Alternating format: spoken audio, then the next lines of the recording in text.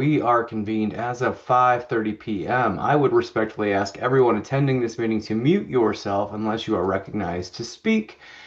During today's meeting, we are providing communication access real-time translation, also known as CART. Anyone who would like to access this service should send an email to the RTD board office at rtd.boardoffice@rtd-denver.com, and a link will be provided. Additionally, the CART transcript can be automatically translated for anyone who would like access to a live transcript of this meeting in Spanish. A live stream of this meeting is also available via RTD's YouTube page. I would now like to call the roll for the committee members. Director Bouquet, Present.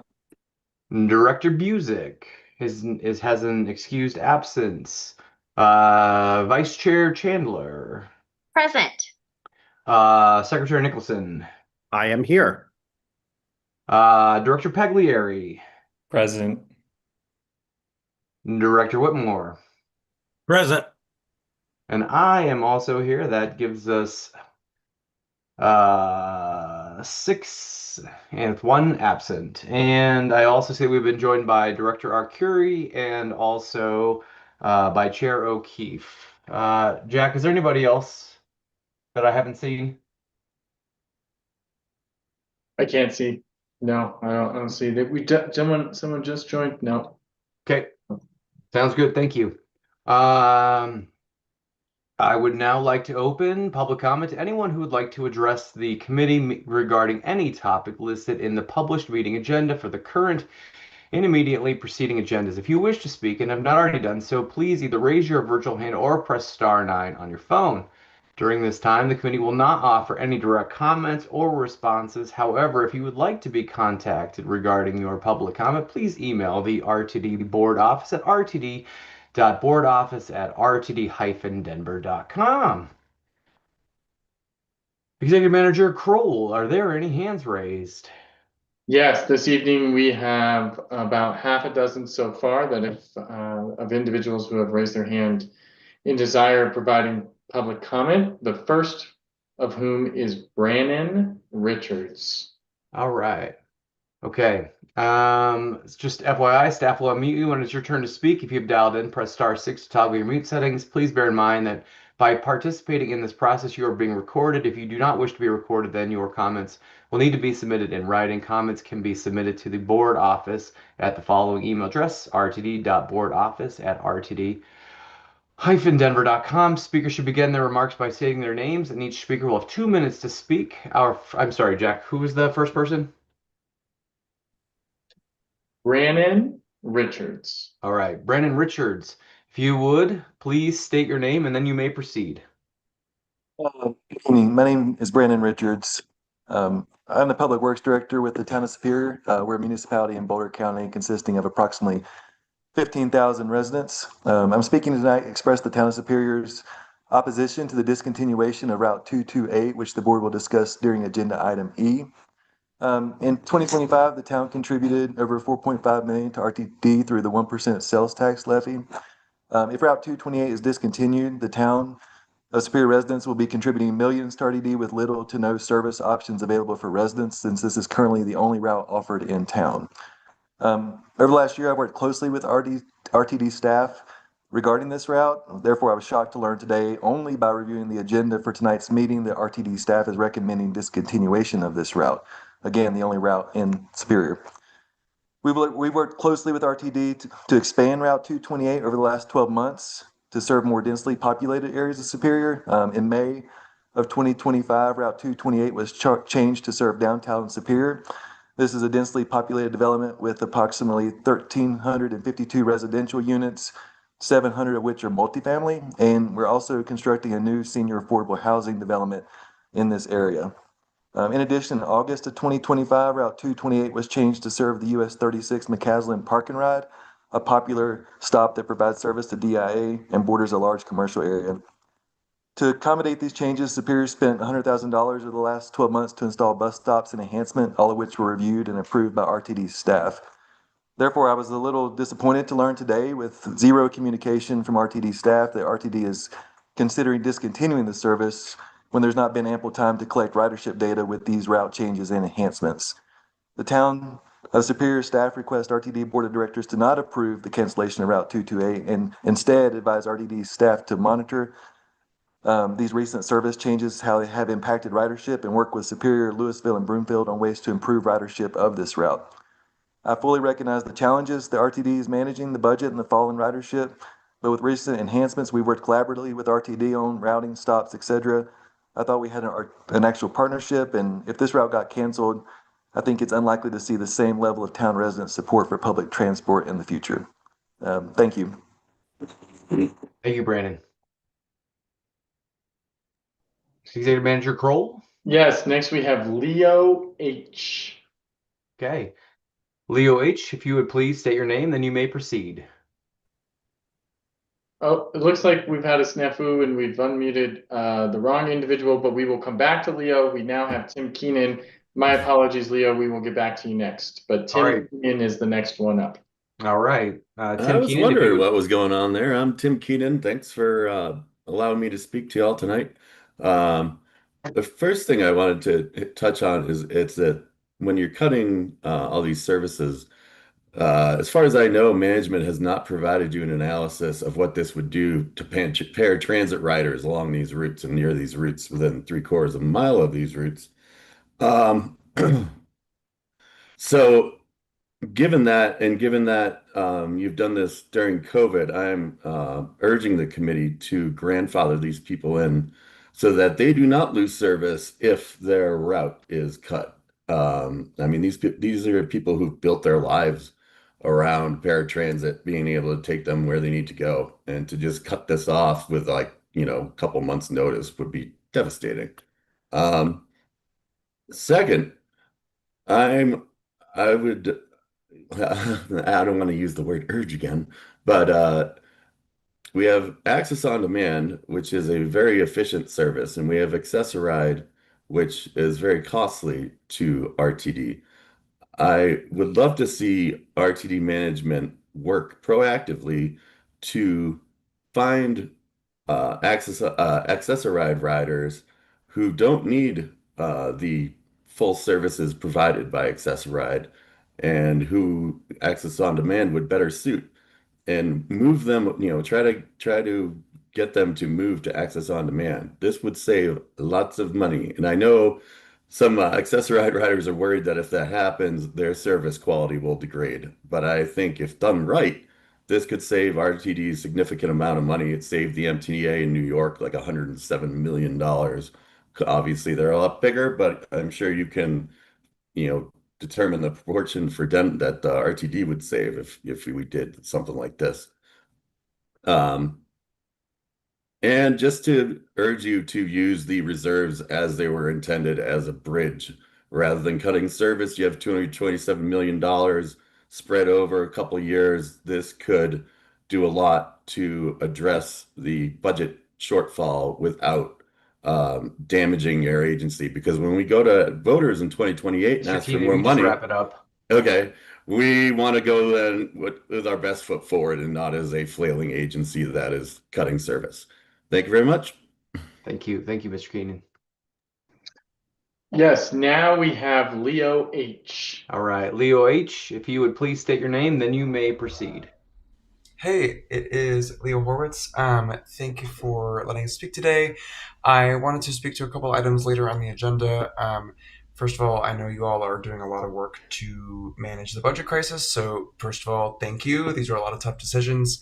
I am really glad to see, in light of that, still that the board and staff is considering implementing the high volume events plan. I think that's a great gateway for a lot of people to try transit and be involved and excited about it, and maybe try and ride again in the future. I also want to say thank you to the board and staff for considering these service changes in September. I know there's some stuff in various places that need to be addressed, but experimenting with lines like bringing the L line to I-25 and Broadway based on the special service feedback that you got is a great step. So I hope that the board kind of encourages and thanks the staff for considering that. Last thing, I think something that's missing from the revenue recovery ideas later in this packet is an investment in fare collection. I think that it is there are lots of folks who don't pay because they are not enforced, especially folks that are my age. And I think that investing in that is both a great way to generate more revenue and enhance the rider experience. Is kind of like 2 for 1. So I would encourage the board to ask staff to consider that and investing in that and researching how much money that would bring in, because I think that would be valuable. Thank you. Thank you. Next, we have Kristen Heiser. Kristen Heiser, if you would please state your name and then you may proceed. Good evening. I'm Kristen Heiser. Just want to check that you can hear me. Yep. Okay, great. Thanks. So, good evening. I'm Kristen Heiser. I'm the Executive Director of the Broomfield Housing Alliance. I'm here tonight to urge RTD to restore Route 53 service along the North Sheridan Corridor, which you're scheduled to discuss as part of the agenda in item E regarding service change recommendations. For years, Broomfield residents have experienced limited transit options, making it harder to access jobs, healthcare, education, and essential services. Restoring Route 53 would reconnect an important transportation corridor and improve mobility for seniors, workers, students, and people with disabilities throughout our community. For my organization, this issue is particularly important because Route 53 would ensure Access-a-Ride eligibility for residents of the Grove at Cottonwood, which is a new, affordable, neuro-inclusive housing community that we are building for adults with intellectual and developmental disabilities that is going to be opening in 6 weeks. RTD staff recently denied our request for a reasonable modification to extend Access-a-Ride service by just 750 feet to reach the Grove. As a result, restoring Route 53 is now the most direct and really the only path forward to ensure our future residents and others with disabilities along the corridor have access to the transportation service they need to live independently and participate fully in community life.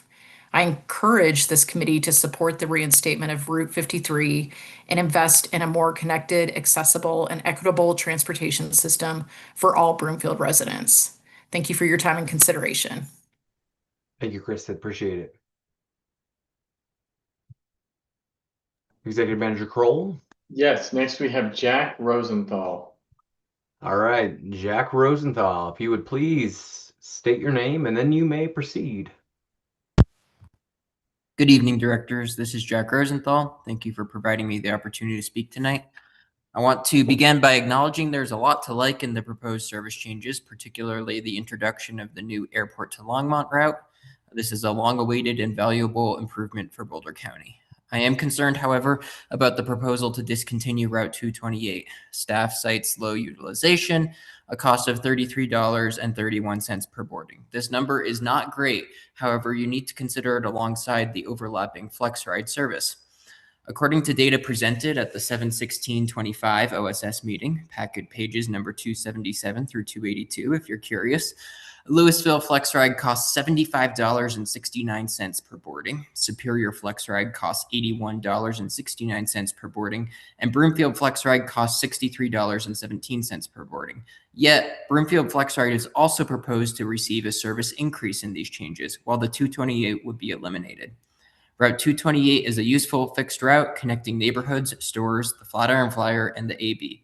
And with the COA just around the corner, this is not the right time to remove a fixed route that can still be optimized. A fixed route can be redesigned, adjusted, and made more productive through that process. FlexRide, however, has much less room for this kind of improvement. These choices reflect a shift away from ridership and towards geographic coverage. I ask the committee to reconsider the alternative retaining the fixed route service instead of the FlexRide. Thank you. Hey, Jack.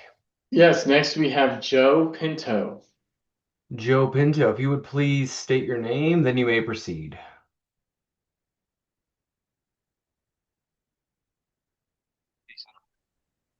Joe, I can't really hear you. Can you turn your volume on? Can you hear me now? Yes, we can. Good evening. RTD needs to present 2028 voters with a healthy, reliable ballot measure. Cutting up to $102 million in bus and rail service will not fully close your budget gap. Your most aggressive service cuts will not solve your financial problems on their own, but they might send your ridership into a permanent death spiral, and they will definitely harm poor elderly and disabled riders across the Denver area, especially paratransit users.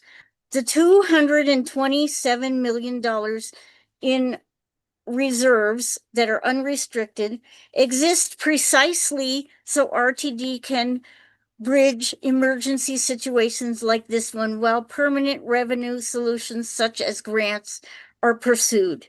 Use the reserves. Service cuts shrink the ADA mandated paratransit service area. The board still has not seen a full analysis of what proposed cuts would mean for Access-a-Ride and access on demand coverage. That analysis must be done before any vote is taken.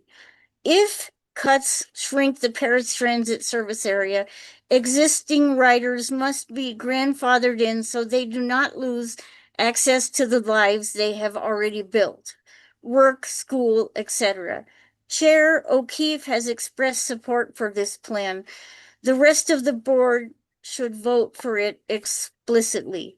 Finally, do not eliminate access on demand, which is RTD's most cost-effective paratransit option. Access-a-Ride costs significantly more per trip, and it is already failing on multiple performance measures. Thank you for your time. Thank you, Joe. Appreciate it. Next, we have Eileen Gallegos. Eileen, if you would, please state your name and then you may proceed.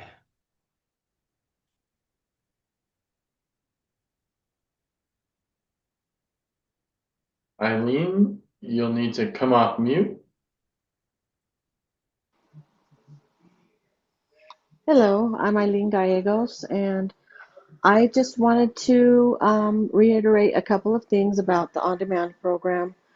I'm a native of Colorado. I appreciate everything about RTD, and I understand all of how funds work and all of that. But honestly, I use Access-a-Ride and the on-demand system, and I really could, if I didn't have on-demand, I've already had to like change, and I sent you this in a letter, but I've had to change everything I do. I've had to, as far as from doctors, I can't go to the church I used to go to, and all kinds of things like that. But please take into consideration not only the people who need to be grandfathered in for bus routes, but also trying to make progress with the on-demand program. And I myself would be willing to help in any way to cooperate and work with RTD to make these things happen.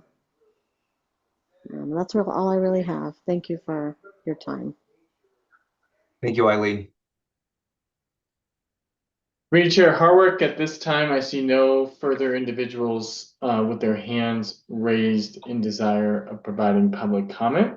There were, however, several written public comments submitted in advance of this meeting, and several individuals wrote in regarding the Route 53, including Erica Way, Mercy Manresa, Paloma Delgadillo, Sharon Tessier. Kevin L. wrote in regarding the E-line, Dan Burke regarding service cuts, and Brandon Richards, who you all heard from earlier, submitted a written comment related to the Route 228. Okay. With no other participants in the queue, we will close the public comment at this time.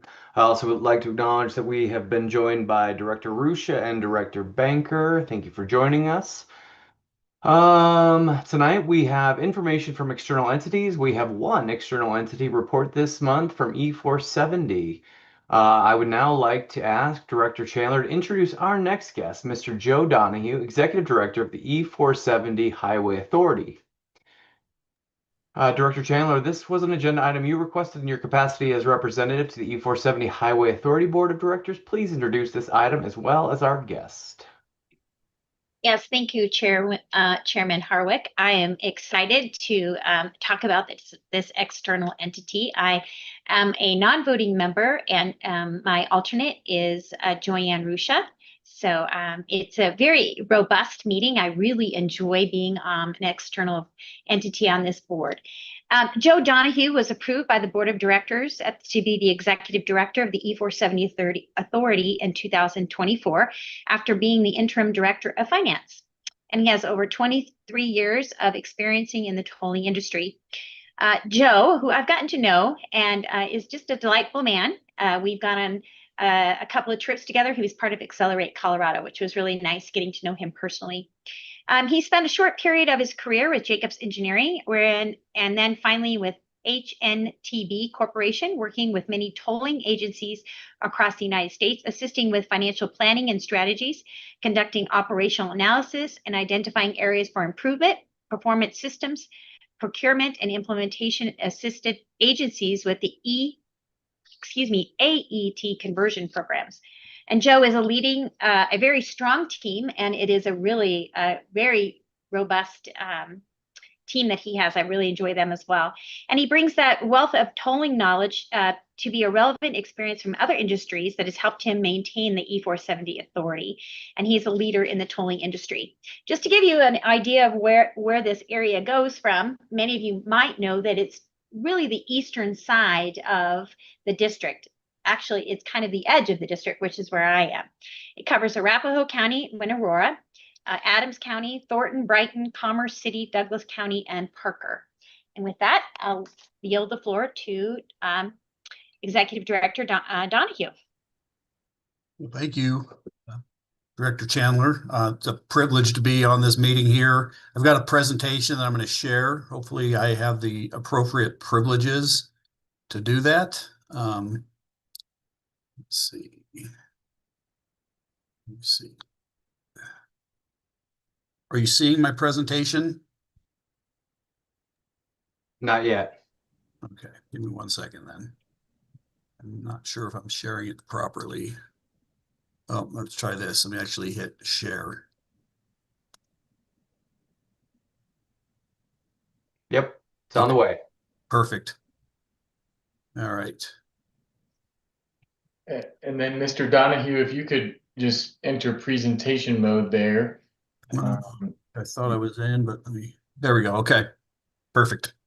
Great. All right. Again, Director Chandler introduced me. I just wanted to add, I've lived in Colorado most of my life, and I spent a short time in Texas when I was working with HNTB. But prior to that, I actually spent 12 years with E470 in the finance department. I was the CFO when I left in 2012, and then came back in an interim role in 2023. And then, as she mentioned, I was appointed as executive director in 2024. Tonight, I just want to share a little bit about who E470 is, just give you a little bit of, the volumes and that we handle as far as transactional volumes, what's happening at E470, what we're working on. E470 and RTD collaborations that are already in place, and then potential opportunities for the future, which we're actively looking to partner with agencies across the region and the communities that we serve, and then any discussion or questions that the board or committee may have. So, as mentioned, E470, we're the eastern half of a beltway around Denver. We are a 47-mile all-electronic toll road, meaning we have no cash collection on the facility. You either could use a transponder or pay with imaging of your license plate, and we'll send you a bill. E470, it's fully self-sustaining and self-funded through tolls. We have no state or federal funding. There's no local funding.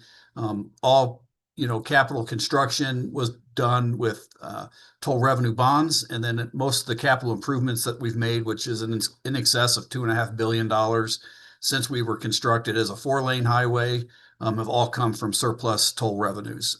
We have about a $2.5 billion, almost $3 billion capital program ahead of us, all of which today we believe we can fund out of surplus tolls, but we're evaluating, what's the most economical and fiscally wise way to do that, and keep tolls low. E470 was formed in 1988 under state legislation, the Public Highway Authority Act. We're a political subdivision of the state of Colorado, and we're governed by the 8 jurisdictions that Director Chandler mentioned: Adams, Arapahoe, and Douglas counties, along with Aurora, Brighton, Commerce City, Parker, and Thornton. Essentially, those jurisdictions own the authority. There's no recourse to those entities, but all decisions are made through those representatives from those organizations. As mentioned, we are an all-electronic toll road. We were one of the first all-electronic toll roads in the country, meaning no cash collection. That conversion occurred in 2010. We manage our own corridor. We have a 24/7 traffic management center that monitors every mile of the road. We manage for congestion, debris in the road, incidents on the road. We partner with the State Patrol, and all the EMS and fire agencies through our jurisdiction serve us. But State Patrol is sort of command on our road when there's incidents. We also do the back office service or the customer service operation, meaning if you get a statement or if you have a transponder or you get a bill for tolls, that's coming from our Express Toll Service Center. We process the tolls for all the toll agencies in Colorado, which is CTIO, which is the state, which their managed lane system, Plenary, which manages the US 36 corridor, and the I-25 Central, which those familiar with RTD, those were RTD lanes historically way back, and they were converted to hot lanes and then are now part of the bigger managed lane system. And then the Northwest Parkway, which is a separate highway authority, but all operate under the Express Toll umbrella, and we do the billing for those entities as well. So last year, just some data about the authority, and then I'll get into total numbers. But last year, our busiest month, we did about 10.2 million transactions. We process on average about 300,000 transactions a day. Each vehicle that drives our road generally has about 3 transactions per trip. And then we've been seeing really aggressive growth for the last, really coming out of COVID. We took a dip like every other, government service. Our traffic went way down. We recovered where we were above our pre-COVID projections by 2023. And since then, we've been averaging about 6 to 7% growth annually. Last year was 6.7%. And then here's just sort of looking at our total transactions since 2020. You can see we were way down in 2020 and we climbed back out. And last year we processed 108 million transactions total volume. And those transactions are just the transactions on E470. What's happening now on E470? E470 was built sort of in phases. There were 4 segments. The first segment was built from I-25 to Parker back in 1990. In 97, from Parker to 120th Avenue was built in 2 separate construction segments. And the last segment opened in 2003 or 2002 from 120th to I-25 up north. It was built as a 4-lane divided highway with certain interchanges, with plans to build out other interchanges as development required. It was really built as an economic development engine for the eastern metro area, knowing that DIA was planning to move out here. And so that's why the corridor was what it is. We've expanded almost 2/3 of the road to 6 lanes, and we'll continue that expansion to 6 lanes from what now ends at 104th. We will be 6 lanes to US 85 by the end of 2028.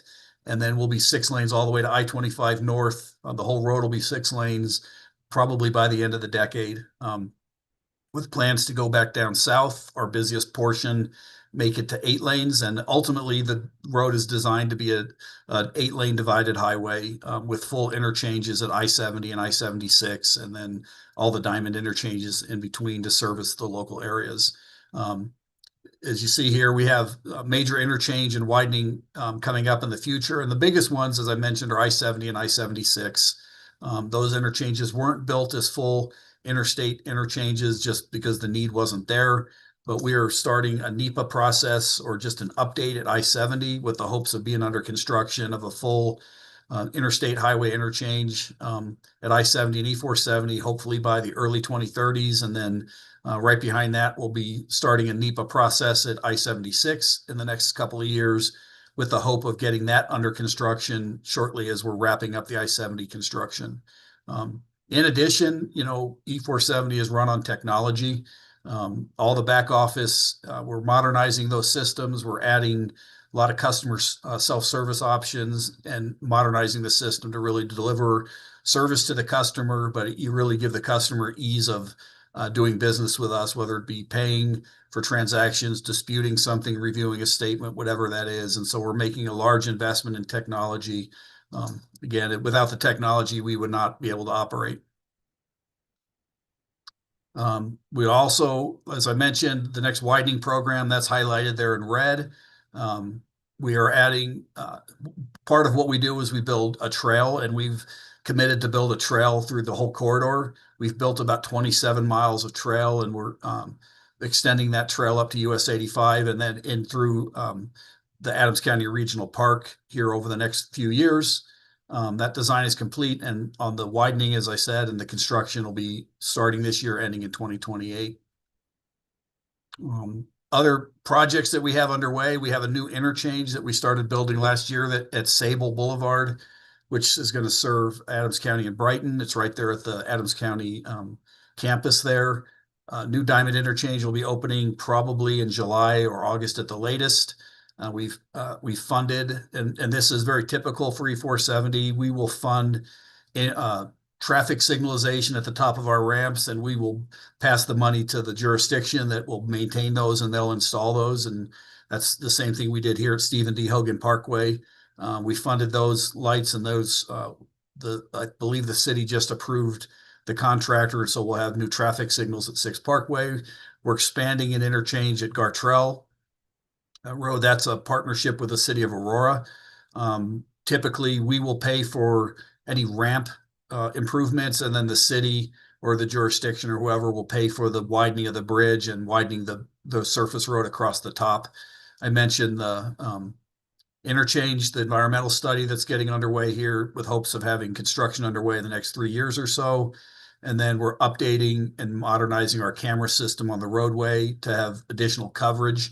We just installed a traffic management system that our traffic management center uses, and it'll actually detect congestion or debris and alert somebody in that center to dispatch somebody out there. And so we're really getting to where we have 24/7 coverage on really every inch of the road. So we're enhancing that camera system with better cameras and additional cameras to cover some blind spots. Today, we've had a partnership with RTD since our inception. RTD can ride on our road for free, RTD vehicles, mostly connecting to DIA, but if there's any other routes that need the facility, they get non-revenue status with this transponder. We've served as a detour to get, to keep the buses moving if they need to get on again. Any bus that has a transponder will get non-revenue status. And we also have an agreement that I think was inked shortly after I started here, and it basically allows the RTD buses access to RTD maintenance facilities. So those buses that are equipped with the E470 Express Toll transponder, it'll actually lift the security gates getting into your facilities, which makes it easier to get in and out without having to have multiple devices. This is sort of the thing for me, and I've talked to several people on the board about potential opportunities. We've talked about connecting interoperability with traffic management centers. We're actually talking to DEN about connecting to their traffic management center. The biggest thing is our enabling legislation actually calls out specifically the construction of park and rides along E470. And, that's sort of a, 15, 20 years ago when I was here, it was sort of a dirty thought to have buses taking, multiple customers that could be paying for a toll, but we're not in a ramp up place anymore. And it just feels like to be part of the network, we need to be offering any way that we can partner with RTD. If you wanted to provide service or you wanted park and rides along the authority, we would, find ways to partner and possibly even construct those facilities in the future. And then, of course, the resiliency of the system, always available to divert any traffic or vehicles out to our facility.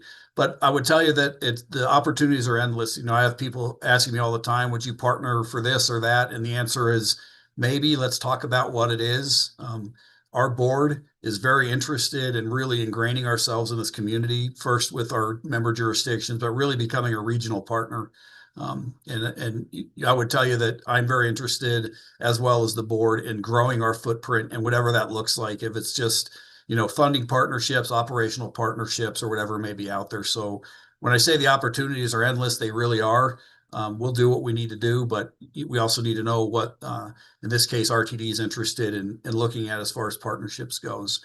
These are just a few examples.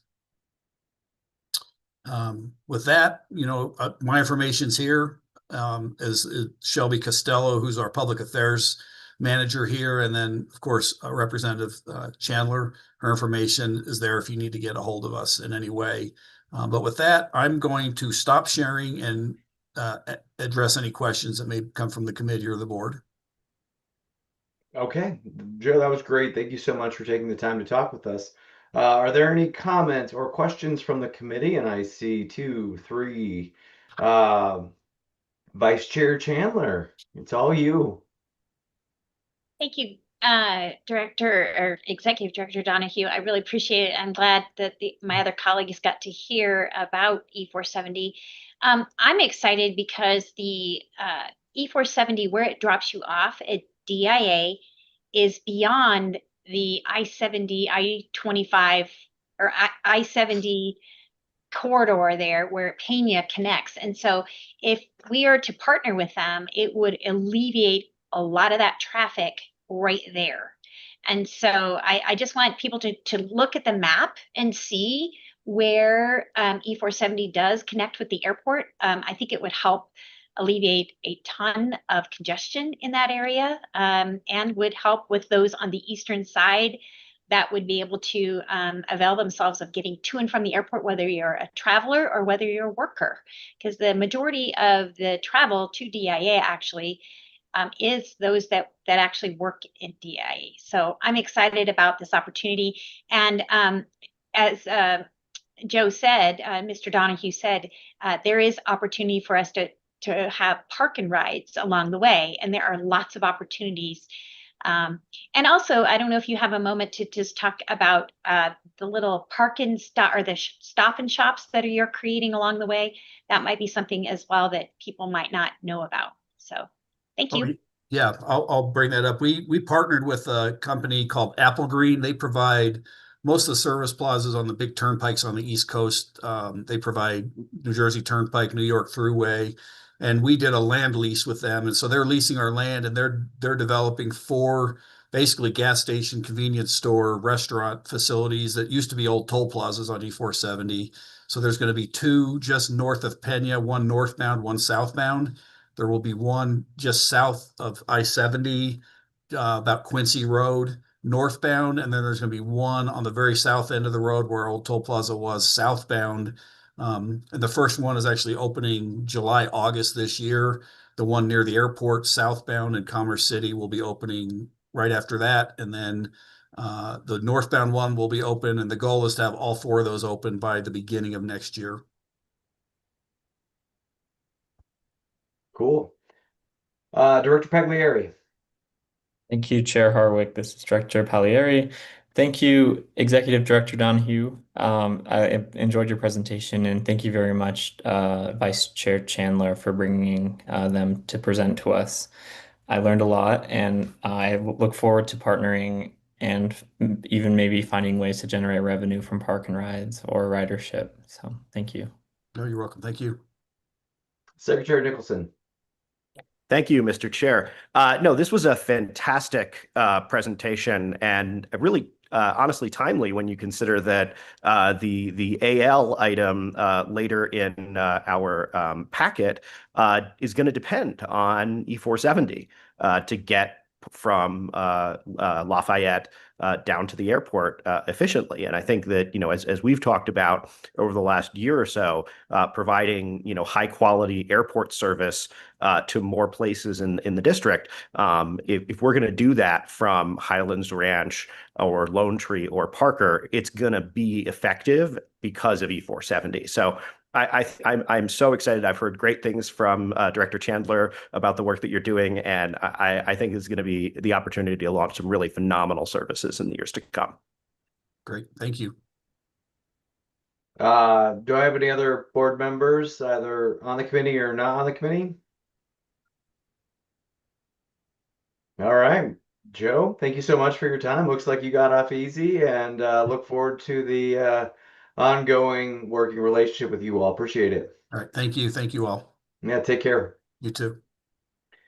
There are 2 recommended actions on today's agenda. The first action is for the 2027 budget deficit reduction concepts and alignment for the board of directors to authorize the GM CEO to advance deeper financial modeling and inclusion in the 2027 proposed budget of the following tactics.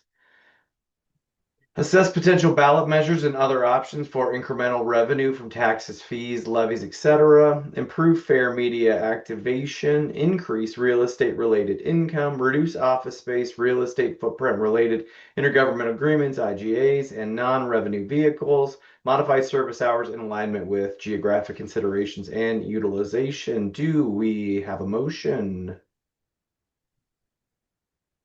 I'll move it. All right, Bouquet, do I have a second? Second. Whitmore. Okay, I heard Bouquet and Whitmore. I would like to ask Deborah A. Johnson, GM and CEO, and Kelly Mackey, Chief Financial Officer, to present this item. Thank you very much, Mr. Chair. Good evening, all. Deborah Johnson, General Manager and CEO. CFO Mackey and I are here this evening. As you are aware, we are seeking guidance from the board by virtue of board action to create alignment around concepts that we can utilize as staff to build the budget for 2027. For those of you that were in attendance last evening at the Finance and Planning Committee meeting, we had a discussion very similar with elements surrounding building blocks as well, and we're able to get some consensus around a path forward. Just for everybody's edification, what we're intending to do with this information is be able to start the process of building out the 2027 budget. This recommended action is not a fait accompli in the sense you're approving a budget. We're more or less just seeking guidance and direction upon the elements that you support in building out the budget. In conjunction with the action that was taken last night at the Finance and Planning Committee, quite naturally, this will come full circle to the full board, where there could be ample discussion around what those building blocks will be for us to move forward. I would be remiss if I didn't state the time is of the essence. We're here today at June 10th, recognizing statutory requirements in relationship to the development of RTD's budget. We are required to have a draft budget available for public inspection by October 15th. So timing is of the essence in reference to getting clear-cut direction from this committee. What we intend to do, contingent upon what you all provide to us as that authorization, is utilize this information, build out and do deeper financial modeling, and bring that back to the board for discussion in July. And quite naturally, we would be looking at a draft budget in the September timeframe. So with that as background, I will yield the floor to CFO Mackey to walk you through the item that we have before us. With that, CFO Mackey, the floor is yours. Thank you, and good evening, Mr. Chair and committee members. I'm Kelly Mackey, Chief Financial Officer. As you know, RTD entered a large deficit in 2024 following the conclusion of COVID-era federal relief. The imbalance has persisted and is not sustainable in future years without decisive revenue and cost actions. Tonight, the committee is focusing on OSS-aligned actions that support operations and safety while protecting service reliability. The North Star is deficit elimination, which preserves strategic decision-making, avoids liquidity stress, and protects service from potential disruption rather than deferring action and risking higher costs and reduced flexibility. Staff has grouped potential OSS actions for your consideration with estimated ranges, likelihood of success, and level of effort. Figures are preliminary and will be refined during modeling. First is pursuit of a ballot measure for incremental revenue, such as taxes, fees, and/or levies. which could be $0 to $1.2 billion potential, with timing perhaps around 2029, having medium likelihood and high level of effort.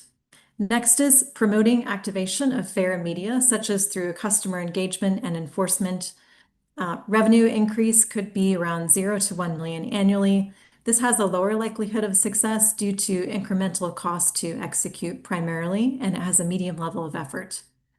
Third is increasing real estate related income, such as optimizing leases. This could contribute $0 to $10 million potentially in 2028, again with lower likelihood of success and medium level of effort.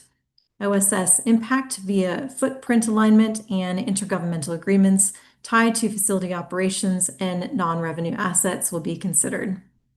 Operating expense alignment measures recommended for OSS include reducing office space, real estate footprint, adjusting intergovernmental agreements, reducing non-revenue vehicles, and modifying service hours to utilization and geographic needs. The board report included a table showing various potential service level modifications or optimizations from no change to 20% or more. And in previous board presentations, we discussed that if RTD is not awarded at least $40 million in CTE grant funds for 2027, then in theory, the agency could look at another potential service modification later in the year, which is modeled on the far right. The table shows a brief summary of what 6 scenarios could look like in terms of bus service hour modifications, for example, which has been provided previously in more detail to the board.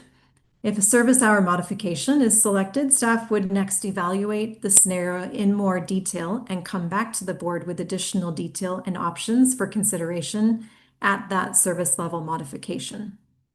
The materials also show projected 2028 deficit, ending cash and equivalents, assuming that currently budgeted capital expenditures are spent as expected, and whether the scenario is projected to meet the fiscal policy and the December 2nd, 2025 board resolution to identify and advance expense reductions and revenue enhancements necessary to achieve a balanced budget by the development of the 2028 proposed budget. I recommend retaining a minimum of $200 million cash on hand to sustain operations in case of potential economic downturn, volatility, or other unknown variables. The 2027 deficit projections have previously been provided to the board over the past few months. In April, staff requested board direction on service hour modifications by the month of May in order to execute those changes by January of 2027. So at this point, we may be looking at May of 2027. So the 2027 deficit projections would be remodeled as part of the 2027 budgeting process and brought to the board again in Q3 of 2026. As a reminder, options have interdependencies and are not fully cumulative, so implementing one may limit another, and the portfolio approach is how we achieve structural balance. In parallel, the Finance and Planning Committee opted last evening to pursue legislative reforms, refinancing opportunities, and labor expense changes, ensuring a coordinated plan across committees.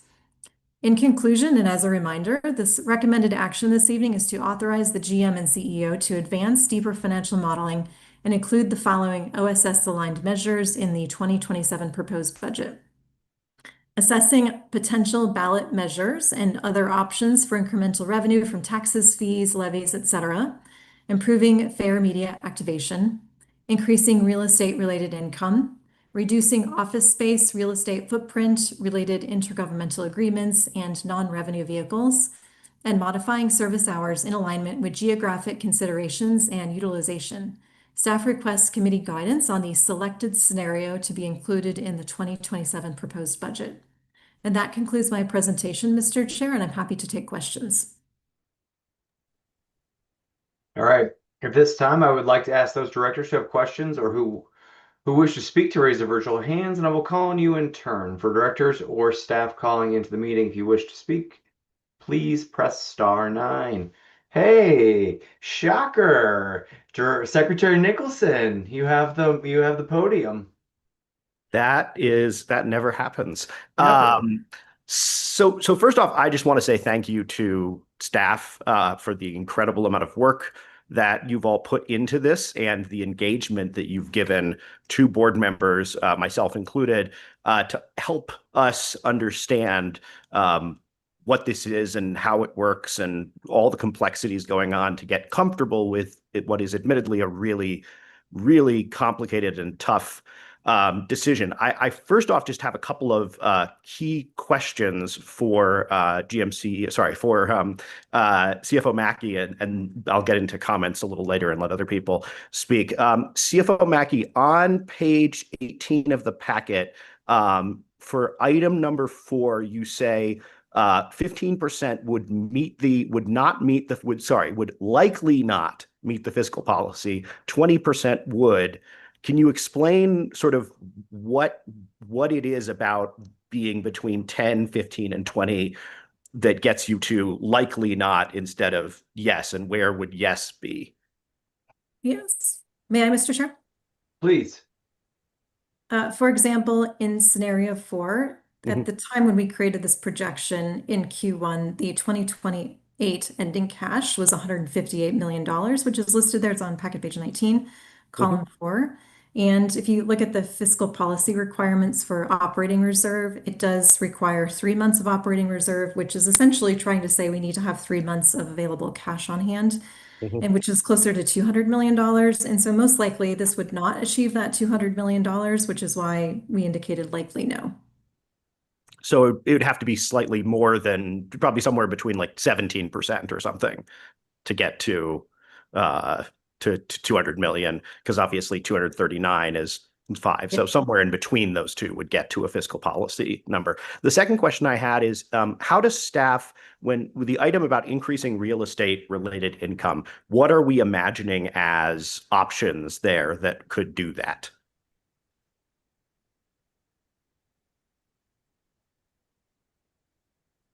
If I may, Mr. Chair. Please. Yes, so basically, thank you very much, Secretary Nicholson, for the question. As we indicated, we would do deeper modeling. You may be aware that we lease some properties. There's a portion of administrative staff that is situated at what we call the Civic Center Station.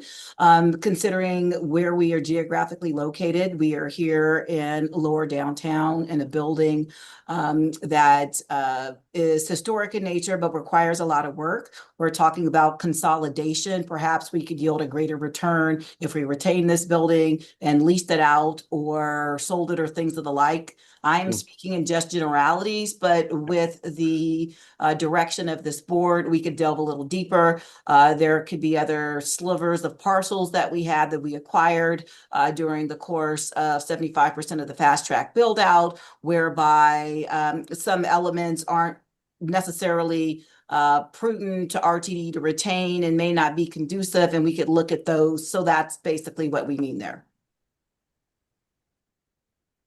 Yeah, one more, and then I'm going to go to Director Ruscia.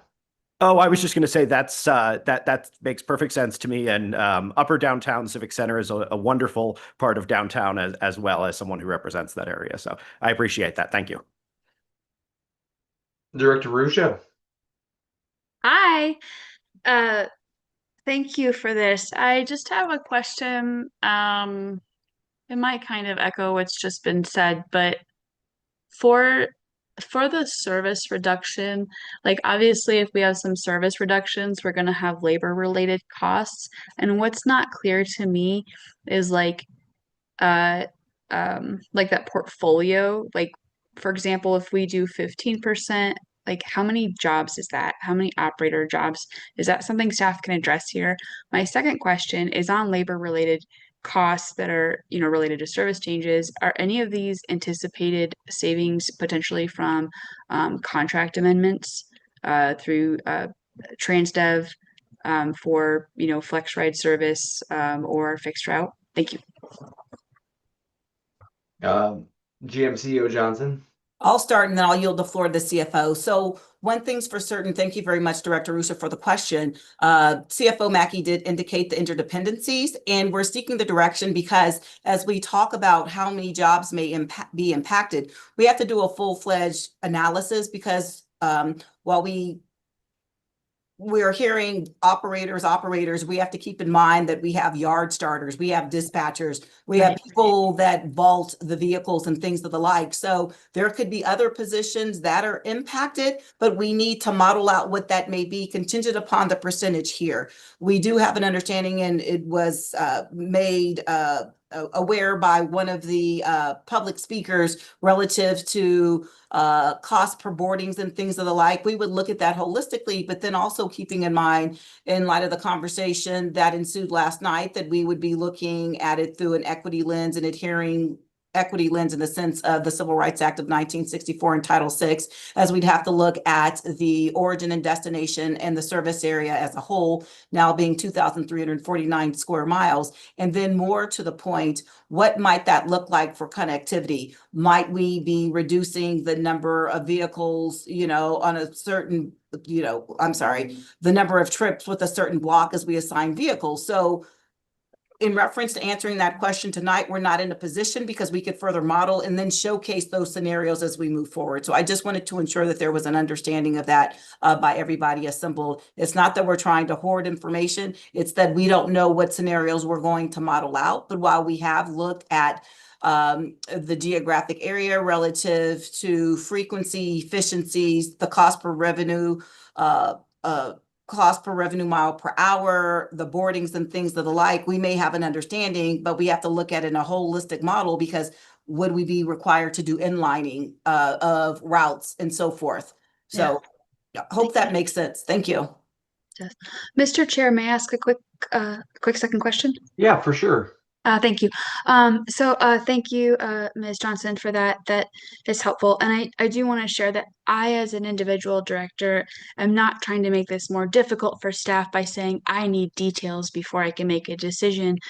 I don't think anyone's trying to play a chicken, but I just want to express, like, I understand this is like a portfolio of options and things don't act in isolation. So maybe if possible, like, one of the things the directors have mentioned is like potential overtime reductions, like if that is also going to affect service, or if that's an option to put in our portfolio that crosses over into both committees, that might be helpful. But wherever we can get more information, of course, that will help us make a decision. My second question was, I just want to like better understand, if the board says cut whatever percent, will staff, I know we will have a Title VI process. Will staff also utilize our existing service standards policies?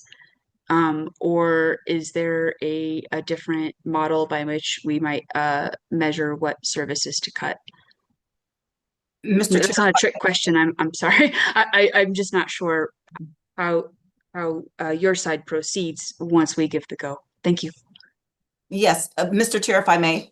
Please. Yes, so I failed to say that in my previous response. Quite naturally, we would not be reinventing the wheel. We would utilize the board adopted service standards, and more to the point, as we talk about doing equity analyses and doing outreach and things of the like, recognizing that we could be in a position whereby it's a certain percentage, regardless of that fact. We would want to have a more robust engagement. Hence CFO Mackey's comments when she indicated we had come forward to the board back in April and had sought direction, and we were in May and we did not receive that. Hence, there would be nothing that we could do for January, because we believe something of this magnitude, we have to have an open and transparent process, and more specifically would like to do more robust engagement. Hence, that's why we're talking about the May timeframe, because for all intents and purposes, we could start that engagement in the fall and like the October timeframe, recognizing that there's holidays, but still have adequate time to engage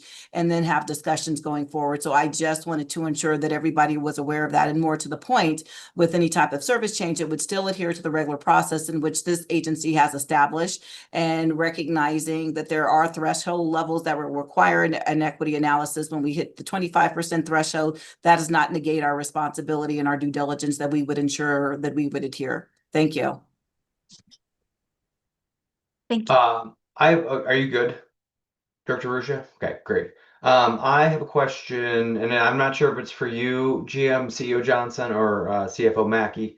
On revenue growth, number one is assess the potential for a ballot measure. Obviously, we've spoken a lot about that, like sort of just here and there amongst the board. I'm curious, like, how prescriptive does that look like for you all as you're sort of modeling this out? Like, are you saying it's a sales tax? Is there flex? I'm just curious, like, how flexible this is, because like you and I were talking about a different potential funding uh source the other day. I'm just curious, like, how pigeonholed does this make us, or how flexible is there, sort of, without making a ton of extra work for the finance team?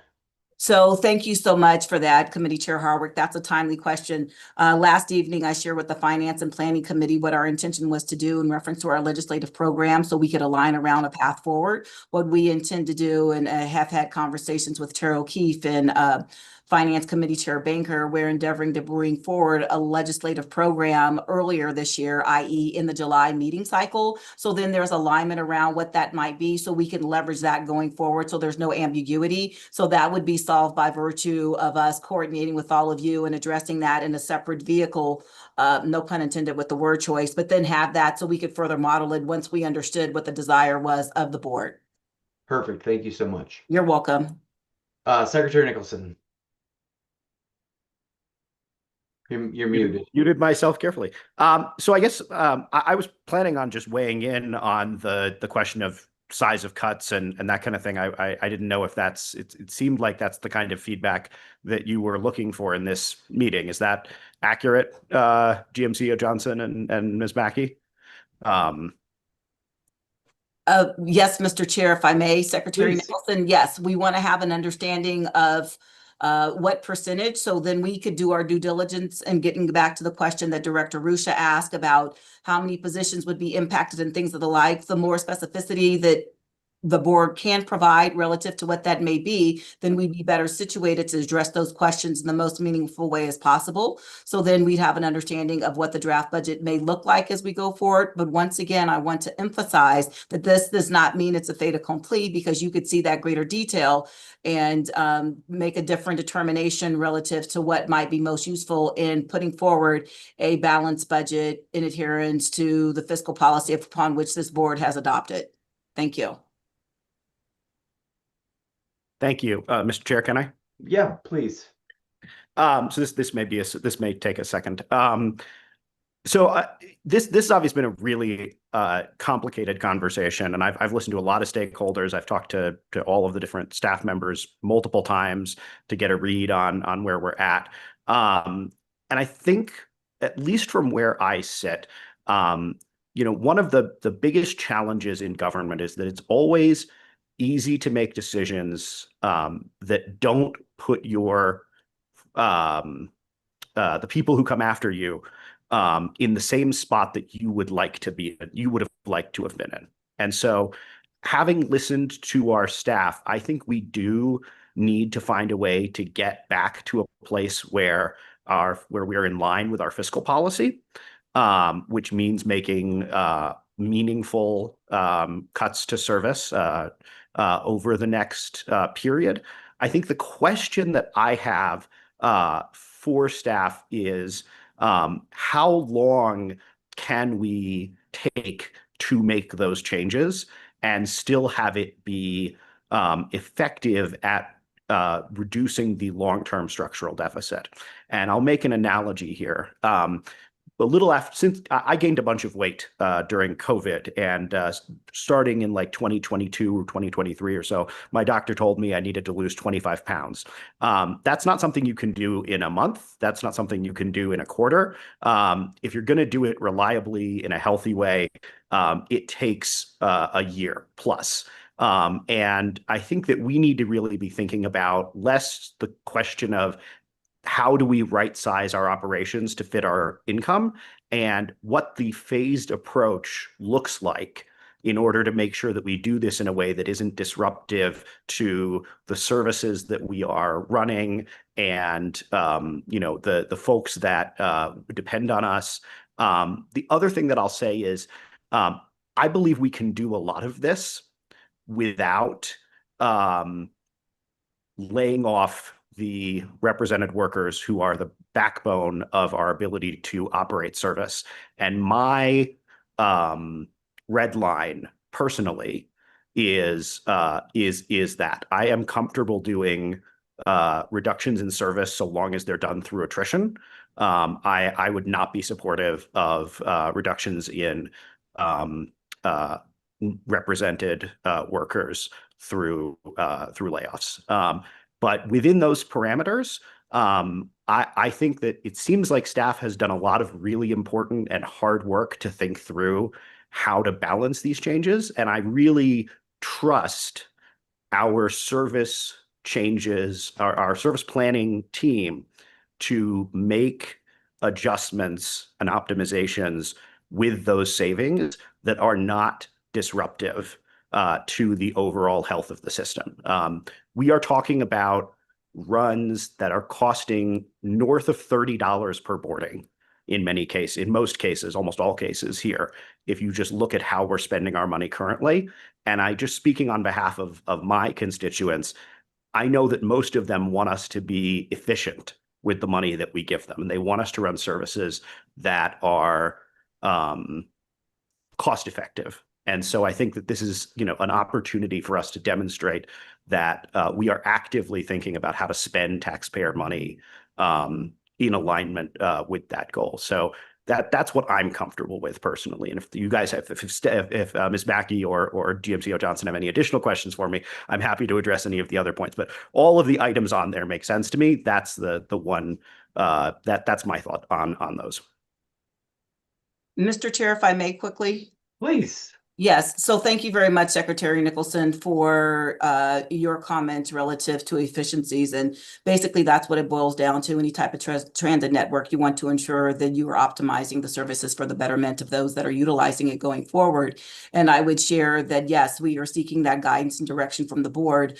I just... thinking about it as a collective, the issues that you have raised, it's really us seeking where we are. We've heard from public commenters that basically want certain services, even though it may not yield that return on investment. But I believe that is up to all of you to provide us with, because recognizing we all have a fiduciary responsibility. So I just want to acknowledge your comments, because I know I have spoken to you and we've had conversations about this, and I've had similar conversations with other board members. And I'm saying it in this venue so everybody can hear the same thing, that's what we're trying to do, is optimize the efficiency. Since when I talked about inlining, for those that may not understand, you can have one bus, it can cross a certain area and then becomes a different route. That's how you can save on the number of vehicles and an operator and things along those lines. Very simplistic terms. I don't want Mr. Carter to, keel over by me making it as simplistic as I did. But basically, that's what we're talking about when we are assigning, when we do what we call our run cutting. So I just wanted to acknowledge that so everybody could hear my statement. Thank you. Thank you. Director Pagliari. Thank you, Chair. This is Director Pagliari. Since it's fresh, I wanted to say I also agree with General Manager CEO Johnson in what you just said, actually, and echo a lot of it. Some communities which were deliberately founded and marketed originally and developed as car-centric communities are not as efficient to run transit in. And when we're faced with these cuts, we have to make difficult choices.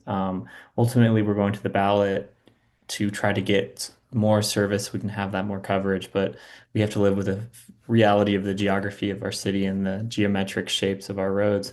I just wanted to say that I don't feel comfortable giving like a 5 to 10%. I mean, I think yesterday I said I wouldn't want to do more than 10, but I think I would like to retract that a little bit and say I trust the staff to build a path forward. And with what Director Nicholson said, we should do it slower. We shouldn't do it all at once, perhaps, but we should get to a point where we are a solvent agency and we can continue transit service for the next generations. I would hate to do what the past boards have done to us and just throw it down the road and surprise them with another deficit. Not to blame previous boards. I think we promised not to do that, but I would prefer that we do what's necessary today, despite the difficulty of it. Thank you. Thank you. Vice Chair Chandler. Thank you, Chairman Harwick. First of all, I just kind of want to rebuff what Director Nicholson is talking about. I don't think it's very fair to base all of these cuts perhaps in personnel.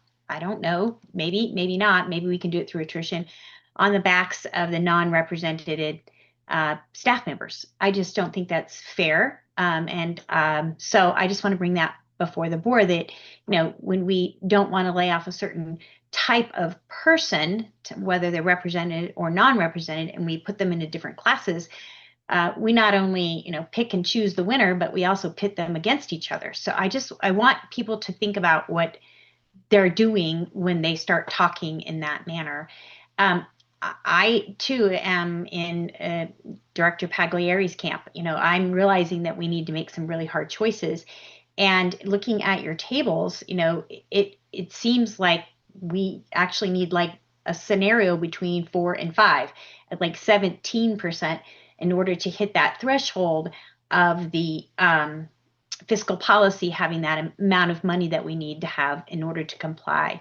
So I would be comfortable with that. And then, of course, with the COA coming, I think we will then naturally be able to do a better comprehensive, obviously the name, look at all of those different routes and I think make a better decision. But I just want to be careful that we aren't putting people against each other within the agency, people against what the board is trying to do, and also we don't putting our executive staff in a precarious position where they're having to deal with personnel issues that they shouldn't have to deal with because we need to treat everyone. I mean, we talk about equity.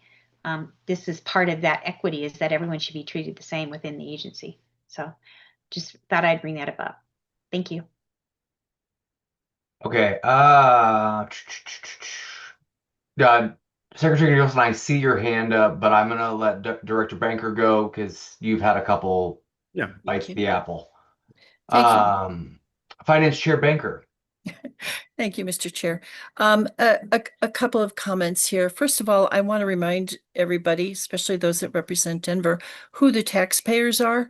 So you're going to have a lot of us folks out here in the outer rim that pay for Denver services. So when you start talking about cutting 10%, 15%, I want to see what trips and routes you're talking about.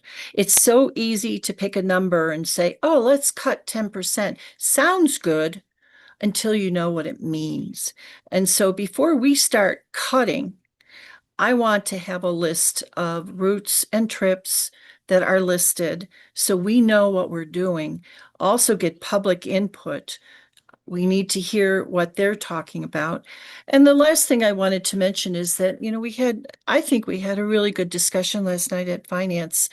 And one of the things that I thought was important for our committee members to really take a look at, we've got a lot of other revenue options and expenditure options to try to meet that $215 million deficit goal. That's something that the operations committee, I'd love to share that information with you. It's not just service cuts. We've got a lot more on our plate. We have a lot more things that we can choose from. So when you were talking about, again, service cuts, I would ask that you balance your conversation with what else can we do. It's not just service cuts. So thank you for the opportunity to talk. I appreciate that. Have a good meeting. Ours went way too long last night, so hopefully yours will be a little bit shorter. Thanks. Thank you. We appreciate that. Secretary Nicholson, there's a couple other people in the queue. Do you mind if I come back to you? Is that all right? Thank you. Director Larson. Thank you. I think this question is mainly for CFO Mackey. I just want to understand in the charts or the tables, we're sort of targeting being able to maintain a roughly $200 million, I guess, unrestricted cash is that what I think I read in the memo. And how does that, so I looked at our a forecast, and we had three reserves. One was the operating reserve, one was the FISA reserve, and one was an unrestricted cash reserve. And I guess what I'm trying to understand is how those three reserves relate to the $200 million that we're trying to keep. Is that one of those reserves, or is that our operating reserve, or is that our unrestricted cash reserve? That's what I'm trying to understand. Thanks. May I, Mr. Chair? Please. Yes, so there are 4 unrestricted reserves in net position: the Fast Track's internal savings account, the capital replacement fund, operating reserve, and unrestricted fund. And looking at the board briefing documents ending March 31st, 2026, the balance of those is just under $650 million. And those are a credit position in net position. So they're cumulative, what RTD has been able to accumulate over the years in terms of net position that creates those. And then on the other side is cash and equivalents. And as of March 31st, that totaled 911. So 650 in unrestricted reserves, 911 million in cash and cash equivalents. That is unrestricted and available. And so when I was projecting those cash balances, that relates to the $911 million. But what would happen most likely is that as the cash position is declining, also there could be a decline in the net position, including each of those balances, the capital, operating reserve potentially, and the Fast Track's internal savings account. Cash obviously relates to cash items like capital expenditures, and the reserves more closely relate to non-cash items as well, such as depreciation. So capital expenditures would not as directly impact the reserves, but depreciation would. So they don't move in lockstep, but they are definitely related. But cash is essential because you need cash in order to pay your vendors, to make payroll, to sustain service. So I equally believe in future years, the next 3 years is going to be very important to monitor cash. Director Larson, do you have any further questions? Yeah, I guess so. So we have $900 million in cash that's sort of spread out amongst these reserves. If we lowered the number of months in the operating reserve, that would make about $70 million immediately available for 1 year. I mean, it seems like if we have an operating reserve and an unrestricted cash reserve, why isn't that enough to handle all of our cash needs, at least for a while? I mean, when I look at what, like, I read the government, some government financial association or something, they recommend 2 months of operating reserve, and we have 3, and I understand 2 would be more risky, but given the situation, I mean, it seems like we have a lot of money that would allow us to make sure we're still paying our vendors and things like that. I just like to understand that better. Yeah, Mr. Chair? Please. Yes, so great question. They're not additive, so you don't add the 911 million in cash to 650 million in reserves. You think about them as 2 different things, essentially. And so there is only 911 million in available cash. And as that's spent down, most likely the reserves would be spent down as well. I hope that answers the question, but I'm happy to talk with you after the meeting to explain in further detail. Okay, thank you. Okay, so I've got Director Guzman, and then I'm going to go to Director Nicholson and then Director Ruscia. So Audit Chair Guzman, you have the floor. Thank you, Chair Harwick. So you asked for feedback. Here's my feedback on this. I think we need to be really careful talking about eliminating access on demand at this point. But I do think FlexRide squarely fits within the evaluation that we need to understand based on how much it costs and the subsidies given there. That said, access on demand is not a federally required paratransit system. And so it is always at risk if we can't afford to pay for it. And monies that are being used for a non-required program this is going to get me in trouble, but I'm going to say it, are the first ones that need to get chopped in order to be able to augment and support what is required by federal law. I don't like saying that, but that's the reality, and that's how I'm sure if you spoke with anybody at the FTA about paratransit services and what is supplemental to what is required, the answer would come back: if you can't afford it, you need to consider ceasing that program and moving forward with what is required and make it work excellently. Our modifications that you were talking about, can anybody tell me, if you reduce 7,300 bus service hours, what does that mean in terms of our people? Specifically, how many operators do we lose? How many routes do we lose? And this is a question that has been asked and not answered, but I want to be very specific. You're not talking about bus service hours. You're not talking about general operating hours of RTD. You are talking about bus service in particular, and bus service routes that get shortened to begin later in the morning or to end earlier at night have detrimental effects in my community. Globeville, Elyria, and Swansea, I had to make the very sad decision to approve the last round of changes, and I know the people that were affected by it personally. And so I want to know what that 7,300 hours service reduction means in reality. Like, I'm a customer. What does it mean for the person standing at the bus stop? Because we can talk theory all day long. Where the rubber meets the road is where we get into trouble with our taxpayers. I'm going to say one more thing. As a director who is fully in Denver, I'm glad that the tax payments were brought up. But I also want to remind everybody, Denver pays more than the next 8 counties in sales and use tax every year, historically, for at least 20 years. We give up more land, we give up more right-of-way, and we have more intergovernmental agreements with RTD as all trains, all light rail and commuter rail, and our bus system, our right-of-way, our maintenance facilities are all located here in Denver. And so nobody's helping Denver to subsidize our services anywhere else in the district any more than Denver has subsidized everybody else's service everywhere else in the district. It's a tough conversation. We need to understand what the ramifications are. I'll end there. Thank you. Secretary Nicholson. Oh, sorry, GMCO Johnson. Pardon me.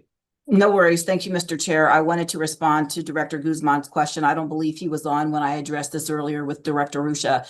What we are seeking, Director Guzman, is clear-cut direction from the board because we've referenced operators. I was speaking to the point that we need to understand what we're looking at as we go forward, because it's not just operators, it's yard starters, it's dispatchers, it's different positions as a whole. And so as we talk about those revenue service hours, think about that being rolled up, because we have to ensure a vehicle is readily available for pullout. And so with any type of action that this committee decides to take this evening, this will put us in a position where we can then go back and do the modeling and say, relative to adhering to the service standards, which are board approved, adhering to equity analysis, which would be required contingent on the threshold, then we can equate that with the interdependencies of the reduction in revenue service hours. But until such time, I would be derelict in my duties if I spoke in a general sense saying that we're going to lose X position. So wanted just to ensure that I shared that with you as well. Thank you very much, sir, for your comments. Secretary Nicholson, you are up. Thank you. So I really appreciated what Treasurer Banker said about the regional impact of service cuts. It can be easy for somebody in my district to be like, yeah, let's cut all these things, and think that because we have a lot of service utilization in central Denver that we're not going to be impacted. So I think there is a responsibility to put up or shut up in that context. And so because of that, I'd like to actually make a formal amendment to the recommended action. The recommended action says modify service hours in alignment with geographic considerations and utilization. And I'd like to modify it to say modify service hours in alignment with geographic considerations, regional equity, and utilization. Because I think we should very specifically require service planners to ensure that cuts are balanced across all of the districts. Fixing this problem should not come at the expense of Director Arcuri's district, Director Banker's district, Director Palieri's district, and not at the expense of my district. And sometimes when you're looking at these things, I know that planners probably would take these concerns into consideration, but I think we owe it to the public and the region to be explicit about it. So I would move that, and I would hope that someone would be willing to second it. I'll second. Jack, I see your hand. I also there's still hands up. Like, I just want to sort of, but Executive Manager Kroll. Yeah, the motion has been duly moved and seconded and would now take precedent over additional hands raised, and you all should debate the merits of the motion, decide whether to adopt it. I do want to share my screen real quick to ensure this was a bit of an issue last night, that we have alignment on what is actually being proposed. Director Nicholson, does this language here align with your intent? Alignment, sorry, it should say alignment with geographic considerations, comma, regional equity, comma, and utilization. I like the Oxford comma. Okay, that's helpful because when you initially made the motion, you did not include the phrase geographic considerations. So I just wanted to make sure that we were on the same page. Good. And Director Pagliari, are you still seconding this motion with that addition? Yes, as seen on the screen. Okay. Well, I'll take my screen down. If at any time, perhaps when you get back closer to the vote, I'm happy to share again so everyone can stay on the same page. All right, so do we have any discussion about this item? All right, so I see Bouquet and Chandler. So, Director Bouquet, you have the floor. Thank you very much, Mr. Chair. I think the first question I would have is, Secretary Nicholson, what do you mean by geographic considerations? Could you dive a little bit deeper into that? So, Mr. Thank you, Director. Geographic considerations is already in the motion, is already in the recommended action. That's the language currently. It currently says in alignment with geographic considerations and utilization. I'm just adding the phrase regional equity in the way that we've discussed it for the last, year and a half, that as we've pointed out, some districts get shafted and others don't when we think about service changes. And I think that, Douglas County should be able to trust that when we go through this process, they're not going to unfairly be impacted in what we're doing. So in response, you're saying regionally, as in what do you define as equity? So I think that's where our terms in, does Douglas County have to get X amount back from RTD? Is that what you're looking for? Or? I think the idea is that there should be some component of evaluation of not just, the most inefficient services are in these places, let's just cut the most inefficient services. We should also take into account making sure that the cuts are balanced across the entire district, essentially. So my district has some of the most efficient service in the entire region. There are services here that are $2, $3 per trip. The services that are in places that are not Denver can go up to 30, 40, 50. And I just think that it really is important as a board that we are being clear that, yes, we're trying to right size this. Yes, we want to do it by being, thoughtful about what we're cutting.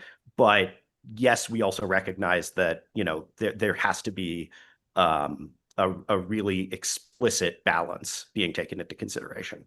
Okay, I'll end my point here. I do appreciate the motion or the amendment to it. I would just be very cautious in supporting this amendment itself, and that's just coming from someone who represents a very suburban district. I think it should be clear when it comes down to this as a board of directors that it really is efficiency. I just saw the 483 pass by, in downtown Parker yesterday. There was no one on it. And for my constituents, they would rather see a better return on investments of their taxpayer dollars instead of an empty bus riding around. And I think we just have to be really careful with this whole idea of geographic equity, if that is even something that actually exists, compared to a real equity analysis where we look into, hey, communities that are transit dependent, that are reliant on our services compared to, communities in the suburbs who are going to be looking at better options. So for instance, for me, especially as we are having such difficult times, financially, the partnership program really is a golden ticket for a lot of these outer suburban districts to take advantage of. It is one of those things where you can slap, for lack of a better term, you can slap Town of Parker's ride. You can slap Douglas County's logo on it. And I can tell you from talking to my local constituents, they'd rather see that ownership and that local control compared to us having to acquire and put it down saying, we need to send this amount of service to District G. District G just wants to make sure that its taxpayer dollars are being used efficiently. So I will not be in support. I do appreciate the idea behind the amendment, but I will not be in support of it. Thank you. Vice Chair Chandler. Thank you, Chairman Harwick. I just want to echo what Director Bouquet said, and Director Nicholson, the spirit of what you're asking is great, but what if the usage is actually lower? We need to be careful about that. We cannot be inefficient for the sake of equity. I think that's what Director Bouquet is talking about. We have to be efficient and show the taxpayer. We're coming back to the taxpayer in 2 years to ask for more money. And if they see a bus that's running empty, they're not going to vote for it. So we have to keep efficiency and service in mind. And we just can't cut efficient lines based on equity because of the service area. I live way out east, okay? I'm willing to give up service if it's going to help the health of the entire agency. Sometimes, as directors, we need to step back and go, my community, my community needs to know they may not get service, but the health of the agency overall is what we're looking at. And that's where the hard decision comes. And so I too will not be in support. I understand the intent behind it, but I think we need to be careful because I don't want to see an empty bus running up and down Smoky Hill when there's another bus that's going up and down Quincy that would be better served because there's 8 people at the bus stop at 5 o'clock in the morning, and that bus stop's going to get cut because of whatever equity service you're talking about. So thank you. Yep. Mr. Chair, go ahead. Yeah. No, you can go ahead. I was just going to say something, but you can go ahead. No, you please go ahead. I was going to say I was just going to say I actually I find this humorous coming from you because you talk a lot about ridership, and then we're sort of now we're doing the opposite. So I just wanted to just throw a little bit of shade at you that I do feel like there's a little bit of both sides of the aisle there. So, and then I was gonna call the vote, but you can go ahead and then I'll call the vote. And I'm sorry, Director Arusha, I didn't know you transferred over to this question. So go ahead, Secretary Nicholson, if you want to answer, and then I'm going to call on Director Arusha. Go ahead and call on Director Arusha. Okay. Sorry, Joyanne, I didn't realize that you had moved from that to this. Pardon me. Yeah, it's all right. You are the second best chair this committee has ever had. So, I thank you for recognizing me. I just wanted to flag for your all's consideration. The motion on the table references geographic considerations and utilization. Then Secretary Nicholson has an amendment on the floor here to add something about equity and geography. But you don't talk about Title VI. GM CEO Johnson did in her earlier comments, but that's not like in consideration. I don't think you would tell staff to violate the law, but I just wanted to flag that. And as a person who represents one half of the inverted L, Director Guzman is the other half.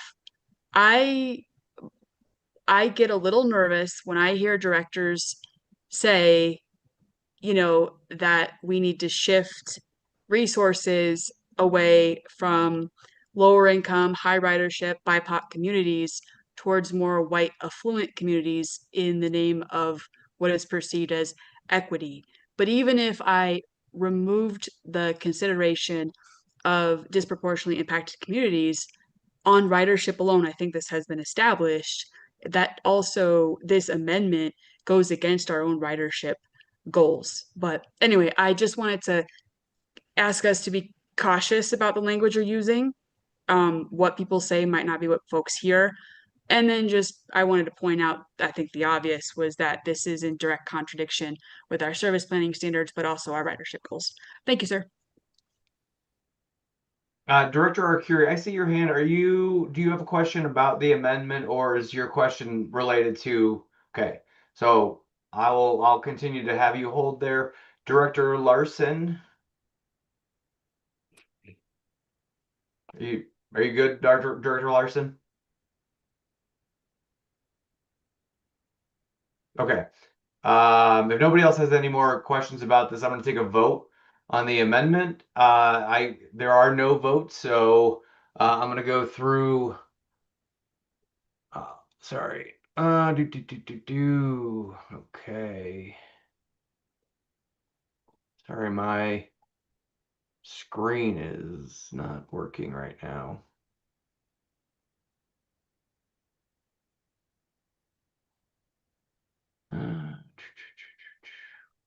All right, well, I'm going to take the vote. Director Bouquet. No. Okay, Director Busick is not here. Vice Chair Chandler. No. Okay, Director Nicholson. Yes. Director Pagliari. No. Okay, Director Whitmore.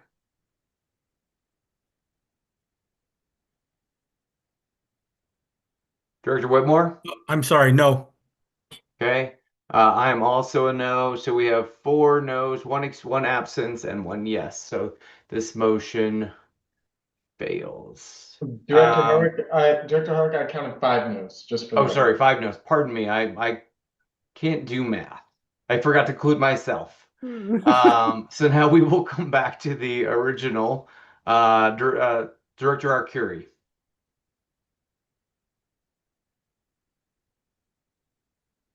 There we go. You can now hear me? Yes. Okay. All right. Thank you. Thank you for your amendment, Chris. I would have been a yes, but obviously I'm not voting here. So as you know, the Finance and Planning Committee is considering similar things.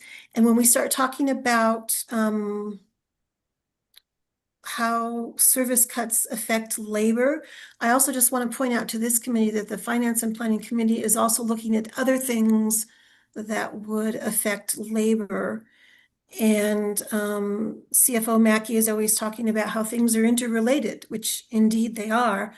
And I just have concerns about how we can make decisions in isolation, if that's how productive that really is, if Operating and Safety Commission sends staff marching down one path and Finance and Planning has a slightly different focus. You know, I think we're going to rise together and fall together.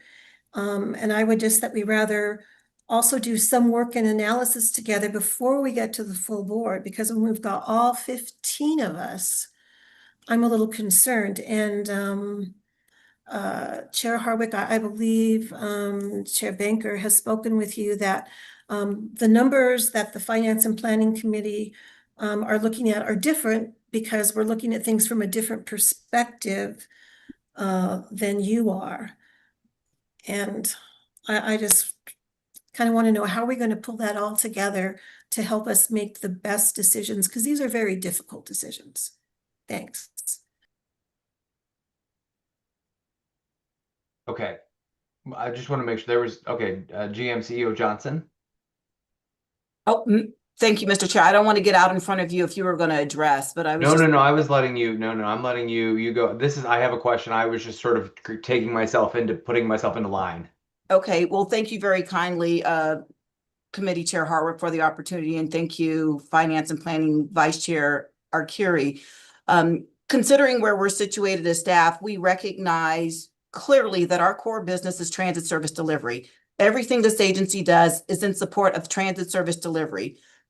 I, as an employee, along with the individuals that comprises agency, more than 3,000 their individual contributors that basically ensure that we can deliver service, whether that's a member of law enforcement that is working diligently to create a welcoming transit environment, whether it's people working, you know, in Treasury when the buses are pulled in to vault the fare boxes.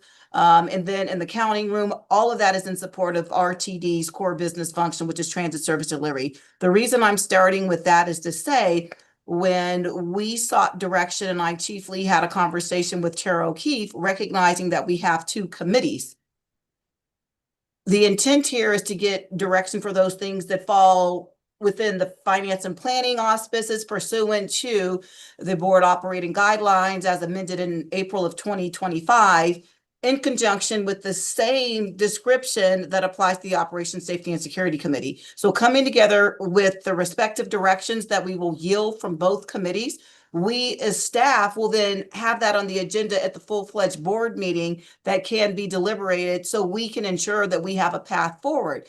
And we as staff will go back and do the modeling so then we could bring that forward in July. So there's an understanding of where we're going. So I just wanted to remind everybody of that by virtue of how we came to be, and the reason being there were discussions that ensued with the chair ultimately as duly elected by all of you to serve as that individual who is leading the board. So that's what I wanted to share relative to the conversation that was had. We're on two separate tracks. That pun was intended. But they are going to basically converge because there'll be an understanding of what we're doing as we model out the scenarios, because they are interdependent. And regardless if we're looking at it through the labor lens of some individuals, once again, nobody is doing their job in isolation. We have people in finance, budget, and accounting because we need to ensure that we have monies readily available so we can deliver the service and that we can pay employees. So nothing's being done, you know, in isolation. I just wanted to share that. Thank you. Director Arcuri, do you have any other questions? No. Thank you, Ms. Johnson. Okay, I'm gonna ask a question, and I think this might be for CEO Preusser, maybe, but it might be for CFO Mackey. How many total service hours were budgeted in 2026, and how many of those are we on track to execute? And so, what would like a 15% reduction look like, or a 20% reduction if we were using similar numbers moving forward? Yeah, so if you look at the chart that's in the materials presented, I'm bringing it up here, it works out roughly equivalent. Granted, this is what was crafted in Q1 of this year, so it's probably changed a bit by now. But for example, we have bus service hour modifications, 20% modification would be about 7,300 hours. And that's rounded, but that roughly works out to what it was. You know, a lot of content necessarily can't be presented publicly at this point, but I hope we can come back with additional information based on guidance from the board, if that makes sense. Okay. So then of all the things that you've asked us to, really service modifications is the one thing you're looking for guidance. So you want us to pick a number tonight and say, so GMCO Johnson. I was just going to say, simply put, Chair, yes, that's what we're striving for. So then we can address these questions that all of you want answers to.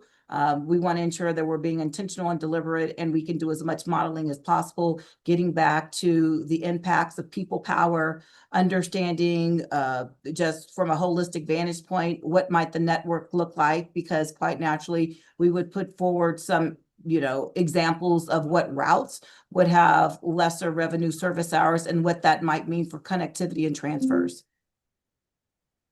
Okay, thank you. I'm gonna throw out to have you all look at 15%, but I would raise it up to like 17 if we really want to be really, because obviously our fiscal reserves our cash reserves are very important. So I'm sitting somewhere in between 15 and 17-ish%. So I know we probably need to give you a specific number. So if anybody else wants to put out a specific number, I think we should look at that and then we should take a vote. Vice Chair Chandler. Thank you, Chairman Harwick. I agree. I'm leaning more towards the 17 to 20%. But I think that 17 is, as I was saying earlier, it looks like it's kind of like a 4.5, right in between a scenario 4 and scenario 5, I think is probably the sweet spot, because that would allow us then to comply with our fiscal policy more likely, as CFO Mackey's talked about. And it's not quite the significant number of reduction of service hours that the 20% is. So that would be my vote, is probably 17. I would like to see, I don't want to make more work than worth, but I'm not sure that there's an appetite for the 20% than scenario 5. So I would suggest maybe scenario 4 and then a scenario right in between. Perhaps if there's enough thought process to do both scenarios. I don't want to make extra work, but I think that would be where I would land. Okay, Secretary Nicholson, and then Finance Chair Banker, I see you after that. So rather than try to suggest another amendment, once burned, twice shy, I do think the way to do this is just to say, modify service hours in alignment with and compliant with our fiscal policy, basically. Like, I don't know exactly whether it's 16, 17, 18, whatever, but I think the place we want to get to is that CFO Mackey can come to us and say, this is what we had to do to get comfortably compliant, with the fiscal policy. Finance Chair Banker, before I go to that, I just want to ask, is that enough direction, GMCEO Johnson, or do you need us to give you a hard number? So, Mr. Chair, if I may, it would be great to have a hard number, but we can work with that. Recognizing the difficulty in the conversations and the decision, we can ensure that we provide both of those, and then there'll be an understanding as we go forward what that may be. Recognizing that this will go to the full board as well. Okay. So simply put, yes. I mean, if you want to do a range 15 to 17, because then we can show you the variance of what that may be. If you're okay with that, then okay. Okay. Yes. Okay. Finance Chair Banker. Thank you for allowing me to speak. I would urge a no vote. I don't know why that number was picked. It was, I'm guessing, selected without knowing where we are on the budget and coming forward with solutions for the 215 million. I don't know. It seems arbitrary to me. You don't have the information as to what routes and trips are going to be cut. You don't know how close we are to coming up with the $215 million. I don't know why we're going after service delivery. I ask for you to reconsider. I could see perhaps a 5% readjustment, maybe a little bit more, but to go right to 17 to 20% is excessive.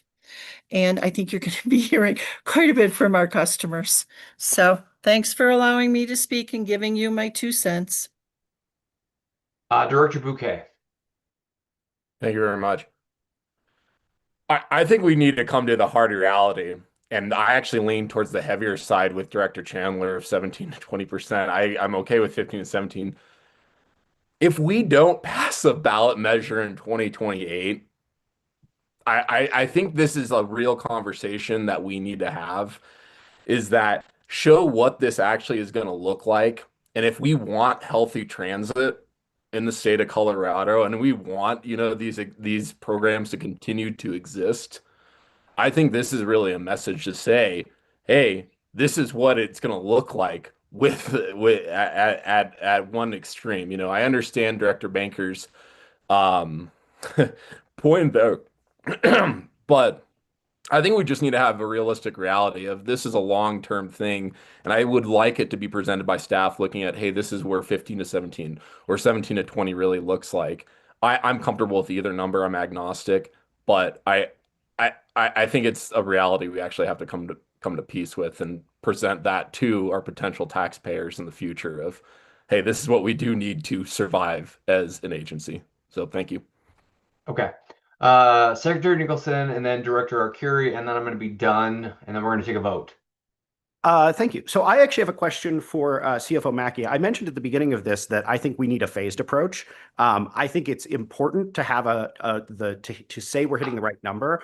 I'm concerned about how the bond markets look at what we do and whether or not we're aiming toward being fiscally responsible. But I don't think we need to get there in 12 months. I would rather say we're going to do 20% and we're going to be there by end of 2027 or mid 2028 than say we're only going to do 10% or 12% or something and we're going to do all of it in a year and then we're going to stick there.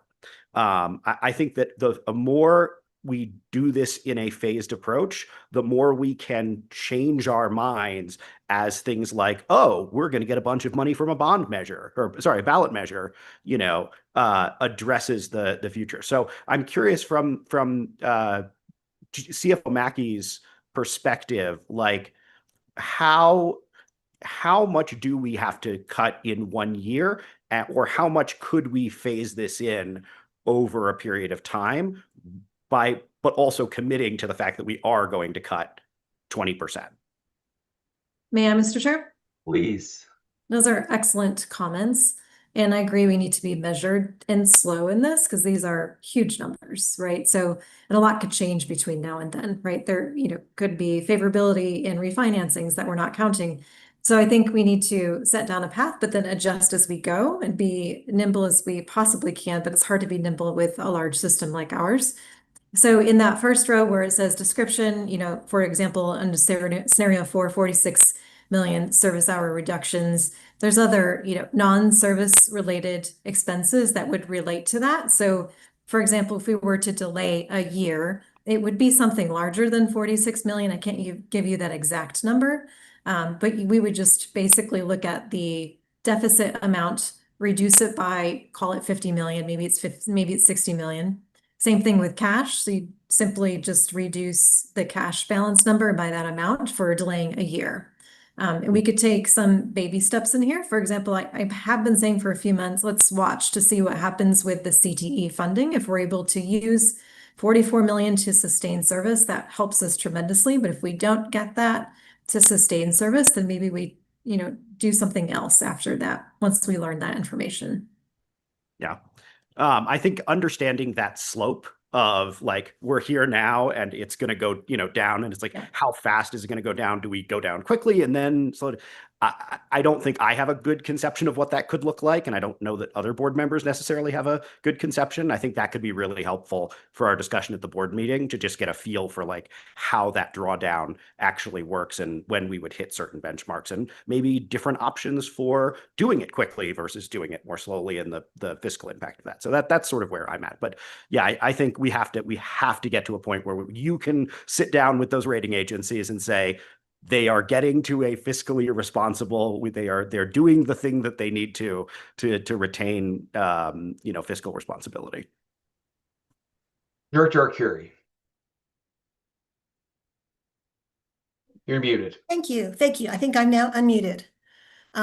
So it's kind of funny though, because now when I look at my screen, it says mute. I guess that's the verb mute as opposed to muted. Okay. This is probably directly in response to the theories that Directors Bouquet and Chandler have just presented. I've been out gathering signatures, recently, and because of that, I've been speaking to a lot of people one-on-one. And I can tell you this obviously isn't like a statistical valid sample or anything like that, but all the people I've spoken to, they would consider, not necessarily support, a sales tax increase for new service, such as joint service, but nobody would vote for increased taxes if their service is being diminished even further. Everyone in my area complains about lack of frequency, and there's a few other items, but pertinent to this discussion. That's the biggest complaint. They wish they had more choices on times in getting places. Thanks. Okay. Um, Jack, do we need an amendment to clarify 15 to 17%? Committee Chair Harwick, given that GM and CEO Johnson indicated that is sufficient, I don't believe that you necessarily need to get that specific. However, what we can certainly do is add to the context for the board meeting packet that the committee had requested modeling on 15 to 17%, if that's amenable to GM and CEO Johnson.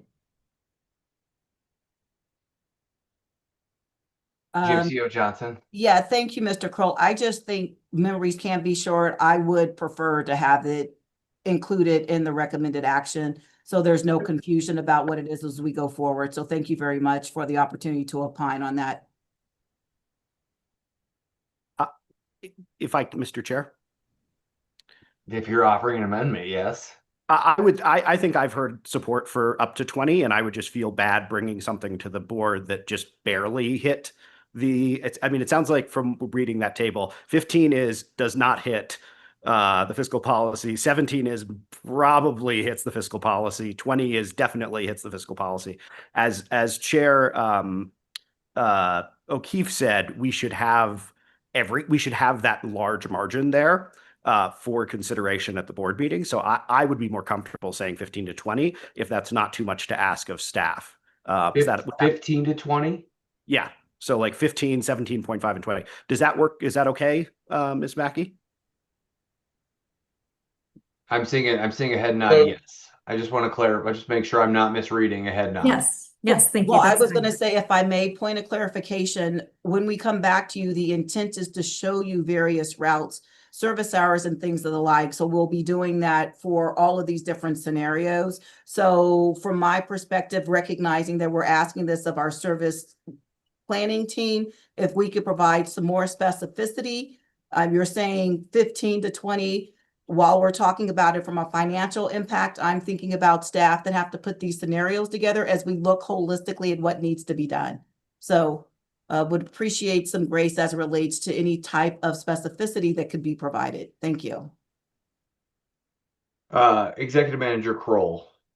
Yeah, so based off of the comments from Secretary Nicholson, I believe a motion should be made then to request under the recommended action, the fifth bullet point, to modify service hours in alignment with geographic considerations and utilization, period, modeling a 15%, 17.5%, and 20% scenario. Or scenarios, excuse me. Yeah, that would be my suggestion. And I just for clarification, GMCO Johnson, are you feeling like 3 scenarios is too much to ask of your staff? I just want to clarify. Mr. Chair, no, I appreciate saying it's 15, 17, and then 20 as opposed to up to 20 because it could be at 5%. Okay, So I just wanted to make sure that that we weren't over asking your staff to do something. If we needed to pick 2 numbers, that we would just settle on 2. But if that's okay, then I'm okay with that. Director Chandler, I see, or Vice Chair Chandler. Thank you, Chairman Harwick. I would I would like to just take, I don't know if we can take a poll or we can vote, but I would like to ask, is 15 even on the table at this point? Because it doesn't sound like it doesn't hit that threshold of the fiscal policy. So maybe that isn't even a consideration. I don't know what the feeling is of the group. So it might just be 15 or 17 and 20. I don't know. I'm just asking. I'm in favor of 15 because I will just like to remind everybody that we provide transit service. Like that's what we're supposed to do. So I don't like if there's these 3 ranges, I feel like that gives us a really good window and view into it. But let's try to remember that's what we're supposed to do. Director Kier, your hand is still up. I just want to make sure that if you have another point, I didn't mean to skip over you. So please, I apologize for skipping over you. It is a new point because I did lower it for a while, then I Okay. raised it back up. Okay. If I just may remind folks, the Finance and Planning Committee is looking at ways to raise revenue as well as cut other costs. Ms. Mackey, would this affect the cash reserve level that you're targeting there based on our fiscal policy for this 15, 17, 20% cut? Because if what the Finance and Planning Committee can do is help get us to that number as well, then maybe the 15% and I would hope even a much lower consideration would be possible. May I, Mr. Chair? Please. Yes, in the modeling, we did include significant increases in revenue as part of the deficit elimination, which has been further challenged by University of Colorado Leeds School of Business, Business Research Division, lowering their forecast by $14 million for 2027. So we do have revenue growth. Obviously, we will adjust over the next few months as we develop the budget, as we learn more and have more insights. But yes, we have considered revenue growth in the modeling already. Yep. Hold on. Director Curie had a follow-up question. The revenue growth options that Finance and Planning Committee might be deciding at the same time for this same budget thing, right? May I, Mr. Chair? Please. Yes, certain items that were presented last evening, such as items that require legislative or regulatory reform, those, if I were to put those in the budget currently, would not follow generally accepted accounting principles because they're not legally allowed. So I have not included some of those certain items, but we can obviously keep monitoring over the coming months. Okay. Secretary Nicholson and then Director Bouquet, and then we're gonna vote after Director Bouquet. So I think one of the benefits of bringing forward, 15, 17.5 and 20 is that I'm absolutely certain that if staff can find more revenue, they will be open to reducing the amount of service cuts that we do. Like if someone decides to Bill Gates comes in, here's $100 million, we will reduce the amount of service cuts. But being able to come in and say, this is what we are willing to do, this is what we are not comfortable with, but we can bring ourselves to do if necessary, gives, I would hope, CFO Mackey and GMCO Johnson more room to navigate as they figure out the budget, with hopefully a commitment from both of you that should the opportunity materialize to be less aggressive, that you would want to try to do that. And I believe that I already believe that, but it would certainly be something that, does that sound approximately correct? GMCO Johnson and CFO Mackey? Okay, Director Bouquet. Thank you very much. And just as a reminder, they're presenting scenarios to us of 15, 17 and a half, 20. This isn't a decision right now to actually service changes or cuts. And with that being said, if there hasn't been an amendment to be made, I would like to make an amendment to adjust the language that we would have it where we have the scenarios presented as 15, 17 and a half, and 20. So I hear with Director Paul. A motion? That's my motion. Sorry. Do I have a second? I'm sorry. I'm dead. Second. Vice Chair Chandler. I have a question. Director Bouquet. Oh, I gotta. Do I have a second first, and then you can question? Pallieri? Second, yeah, Pallieri. Okay. All right, now Vice Chair Chandler, now you can ask your question. Okay, so did you say 15, 17 and a half, or just 17? I'm sorry to say that, and then 20. Because you said 17, and then you said 17 and a half, so need to be a little bit more clear. My apologies, 17 and a half. 17 and a half. Okay. 17.5. All right. Any more questions?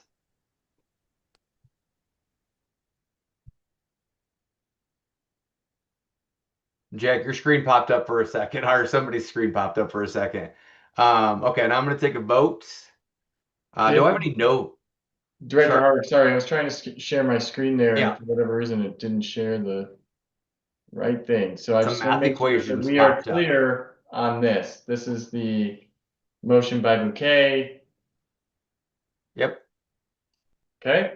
All right. Do I have any no votes? Rock on.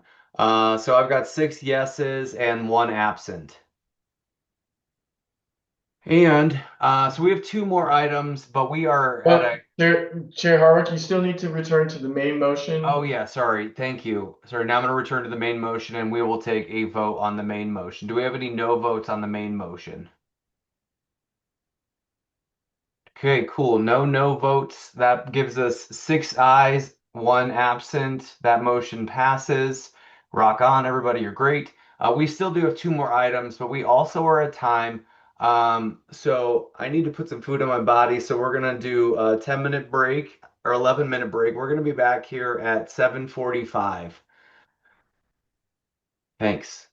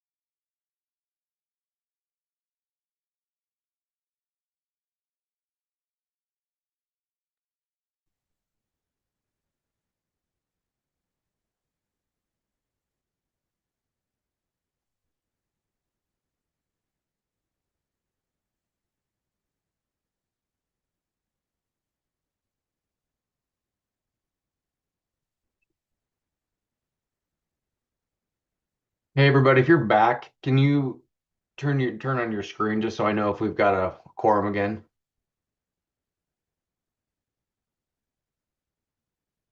Oh, Director Bouquet, that looks nice. Getting a little fresh air for the second half. That was a smart choice.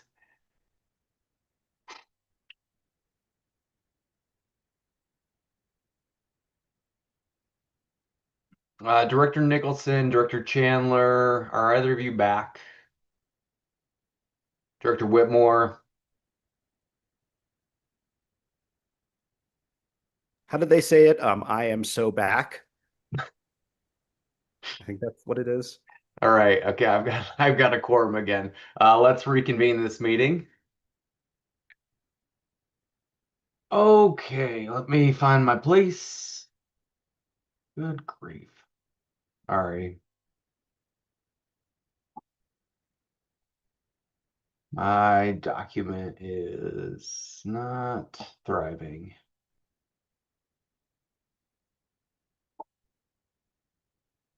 Okay.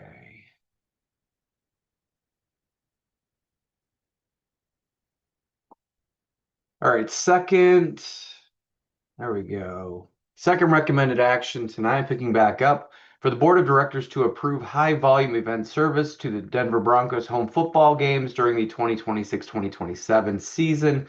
The service shall be considered a pilot program for the 2026-2027 season and be commensurate to the low level of additional service as outlined in the high volume event plan shared with the board during the monthly board meeting held on February 24th, 2026. Do we have a motion?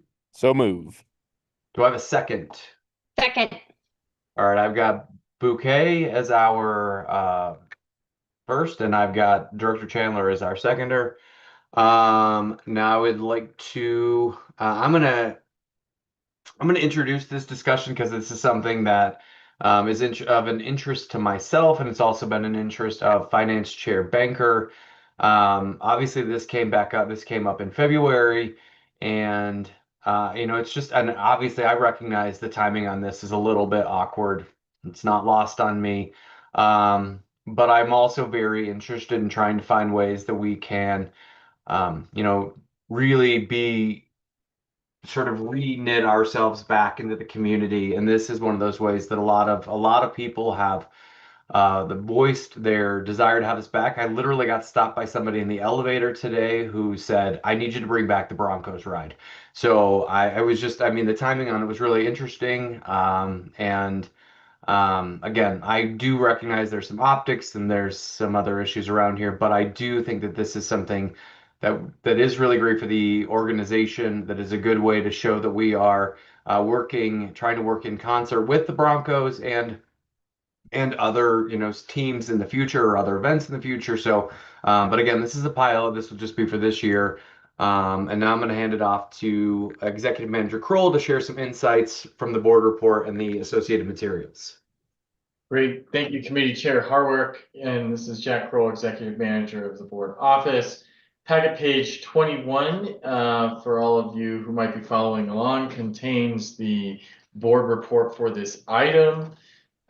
This item, again, is built off of the high volume event plan that the staff presented to you all on February 24th of this year. That plan was put together in response to a board action taken last October that called for staff to put together a plan.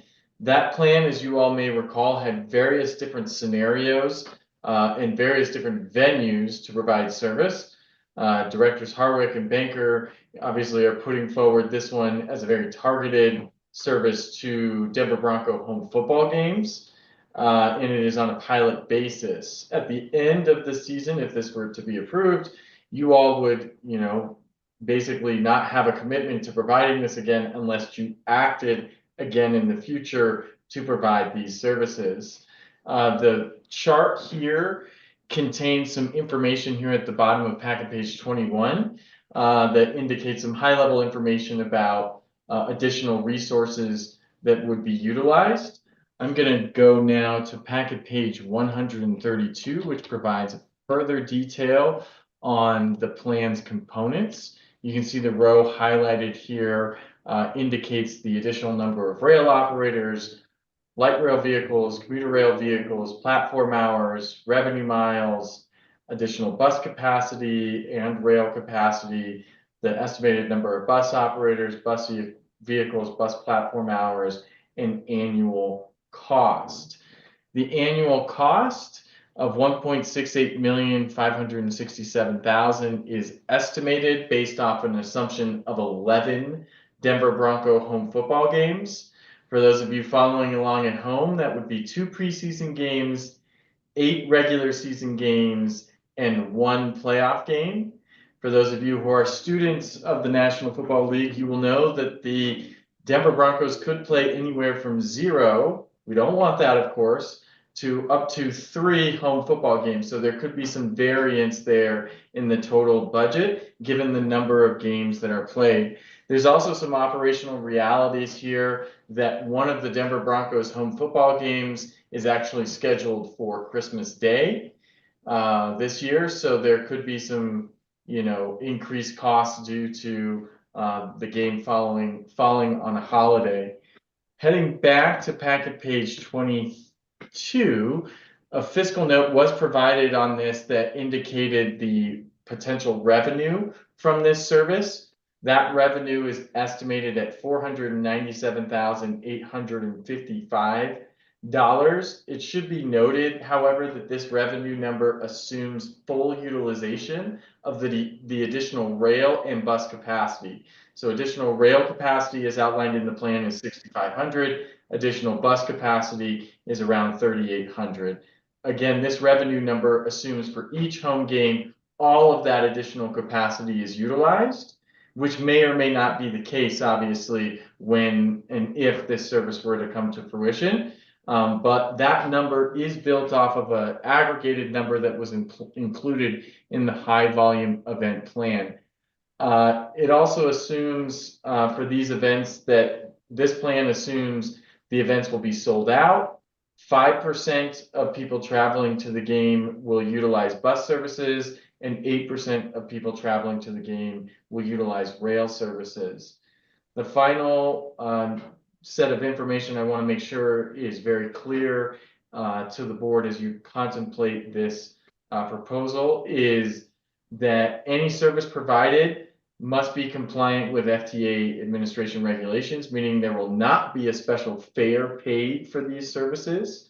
The services must have multiple pickup and drop-off locations, and the services must be open to the public. What that means, especially put a fine point on that last point, is anyone who wishes to travel along this route, regardless of whether or not they intend to attend the football game or work at the football game, will be allowed to ride these services. So they will not be exclusive to anyone looking to ride those services.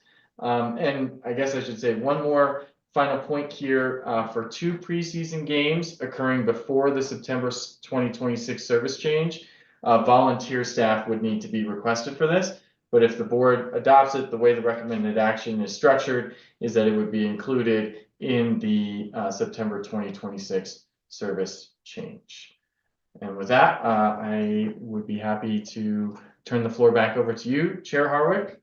And that's all I have to add. All right. I've got, apparently everybody knows the drill. I've got Director Bouquet and then Director Ruscia and then Director Guzman and then Director Nicholson. Well, thank you very much, Mr. Chair, and thank you for your work and Director Banker's work on this, and of course, staff doing all this. If we are successful in adopting this policy, it's a very exciting policy, on the face of it. Are we gonna, what does it look like to the public in regards to advertising? Hey, this is what we're going to be doing in regards to increasing service availability for these Broncos games. GMCO Johnson. Yes, thank you very much, Mr. Chair. Thank you, Director Bouquet, for the question. When we have special events, i.e. support high volume events, I should qualify my statement. We do promote by virtue of media advisories through coordination with the representative that handles stadium operations. We communicate out through a myriad of different channels and would do something in tandem with them so people are aware. while we are talking about enhanced services from the vantage point of having greater frequency, this does not negate what we've done in the past. We will just amplify it in a way by which it's meaningful and probably use some in-kind means of doing that from promotional vantage points. Thank you. Director Rusha. Hello, thank you. I have a couple of concerns, but I have questions about the fiscal note. And Mr. Kroll, I just sent you an email with some math. So the report states that we're looking at $1.6 million in costs with an estimated fair revenue of like 497,000. So this would cost us on the low end 1.18 million, right? Like best case scenario, as Mr. Kroll noted. But the packet also includes a lower tier cost figure of 186. Basically, I think that our fiscal note is a little off. At 11 games, according to the packet, it's about $372,000 more expensive than our best case scenario.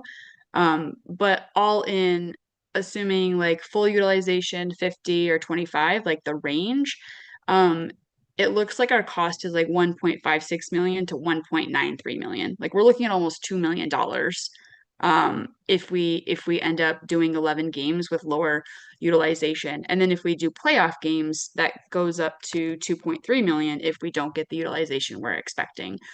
So I wanted to flag that because as it's been noted, this is pretty sensitive. We're also talking about cutting maybe 20% of regular service and jobs, like our staff. So I just want to put that out there. Like, let's pause and look at our numbers. And then the other thing I just wanted to get clarification on, the packet says that this will come from our operating budget. And I just wanted to understand, recognizing our deficit, and I don't think this was budgeted last year. What is it coming from? Like, what is getting cut to pay for this? Or do we not know yet? Thanks. If anybody can answer it. So, Mr. Chair, yes, I will share relative to the financial impact. The reference is not the operating budget. It says the 2026 Operations Department operating expense budget. I know Mr. Preußer is on the call, basically looking at robbing Peter to pay Paul as we go forward, recognizing that this has not been budgeted. So, Mr. Preußer, do you want to opine in greater detail? I mean, recognizing where we sit. Nope, you're absolutely correct. Staff would have to look and find savings to fund this initiative. So that's what we would do. Thank you. Mr. Chair, just a quick follow-up and then I'll yield for everybody else. Yeah, go. I'll get it out. Okay, thanks. Okay, thank you for that validation, grim as it's grim. So I just want to also offer here for our consideration that Broncos tickets average $370. A season pass is about $2,400 per seat. So for a couple, we're looking at almost $5,000. And while this might be considered like a temporary service because it's a pilot, I do feel like this is a Title VI issue because, as we have said, we have to cut existing service to pay for this. And so while it might, maybe we can technically get around it, I don't think that's the spirit and intent of Title VI or our own board-approved policies. And speaking of policies, our own policy says that for special services, we generally require 50% of a local match. And I just wanted to ask, did we ask the city or the Broncos to chip in for half of the cost? If not, why not? And is that a plan for the future funding of this project if the board votes to approve the pilot and subsequent service? Thanks.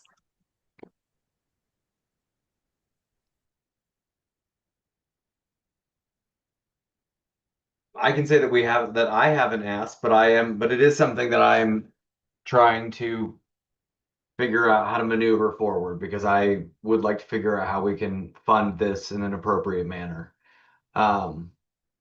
Director Guzman. Thank you, Mr. Chair. I don't see the CFO on any longer, but that might just be my screen. So maybe somebody can answer this question for me.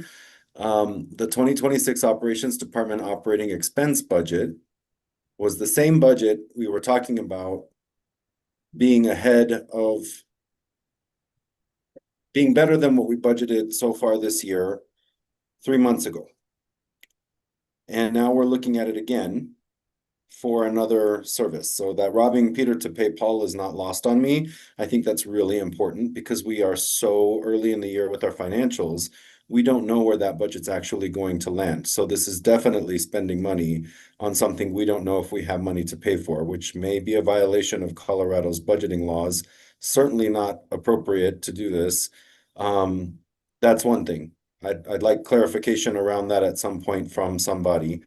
The second thing that I would say is great, go Broncos, let's do what we can, but what services are going to be increased? Which bus lines? I can guess the light rail lines, certainly. I know what runs by Empower Field, but they're cut off on game days, and you can only get down to about 26th Avenue from the north side to Federal. We don't have a space to land these buses at or nearer to the stadium. On the north side or the south side. At the south end, they stop at Federal and Decatur, turn around and go back south. North end, 28th Avenue, I think is the farthest you can get on the open road. Then you're forced back north. So our services are already impacted on game days by doing this because we do not have a place to park our buses or to stop the buses en route for the area of Federal that's going to be closed. So is there some sort of intergovernmental agreement or some sort of understanding that we're going to be able to run the buses north-south through that area that nobody else is allowed to travel on?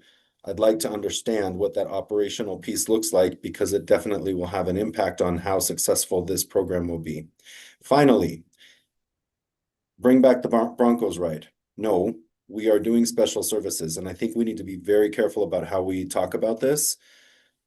I'm all about the Broncos. I bleed orange and blue, but this is not the Broncos ride. This is additional RTD service to help people get to Empower Field at Mile High to enjoy a game. And I think we need to be very clear and concise about what we're talking about here. Because if Boulder, Broomfield, or Westminster fill the bus, and there's no additional room, we're going to have additional buses running full past stops where people may be waiting.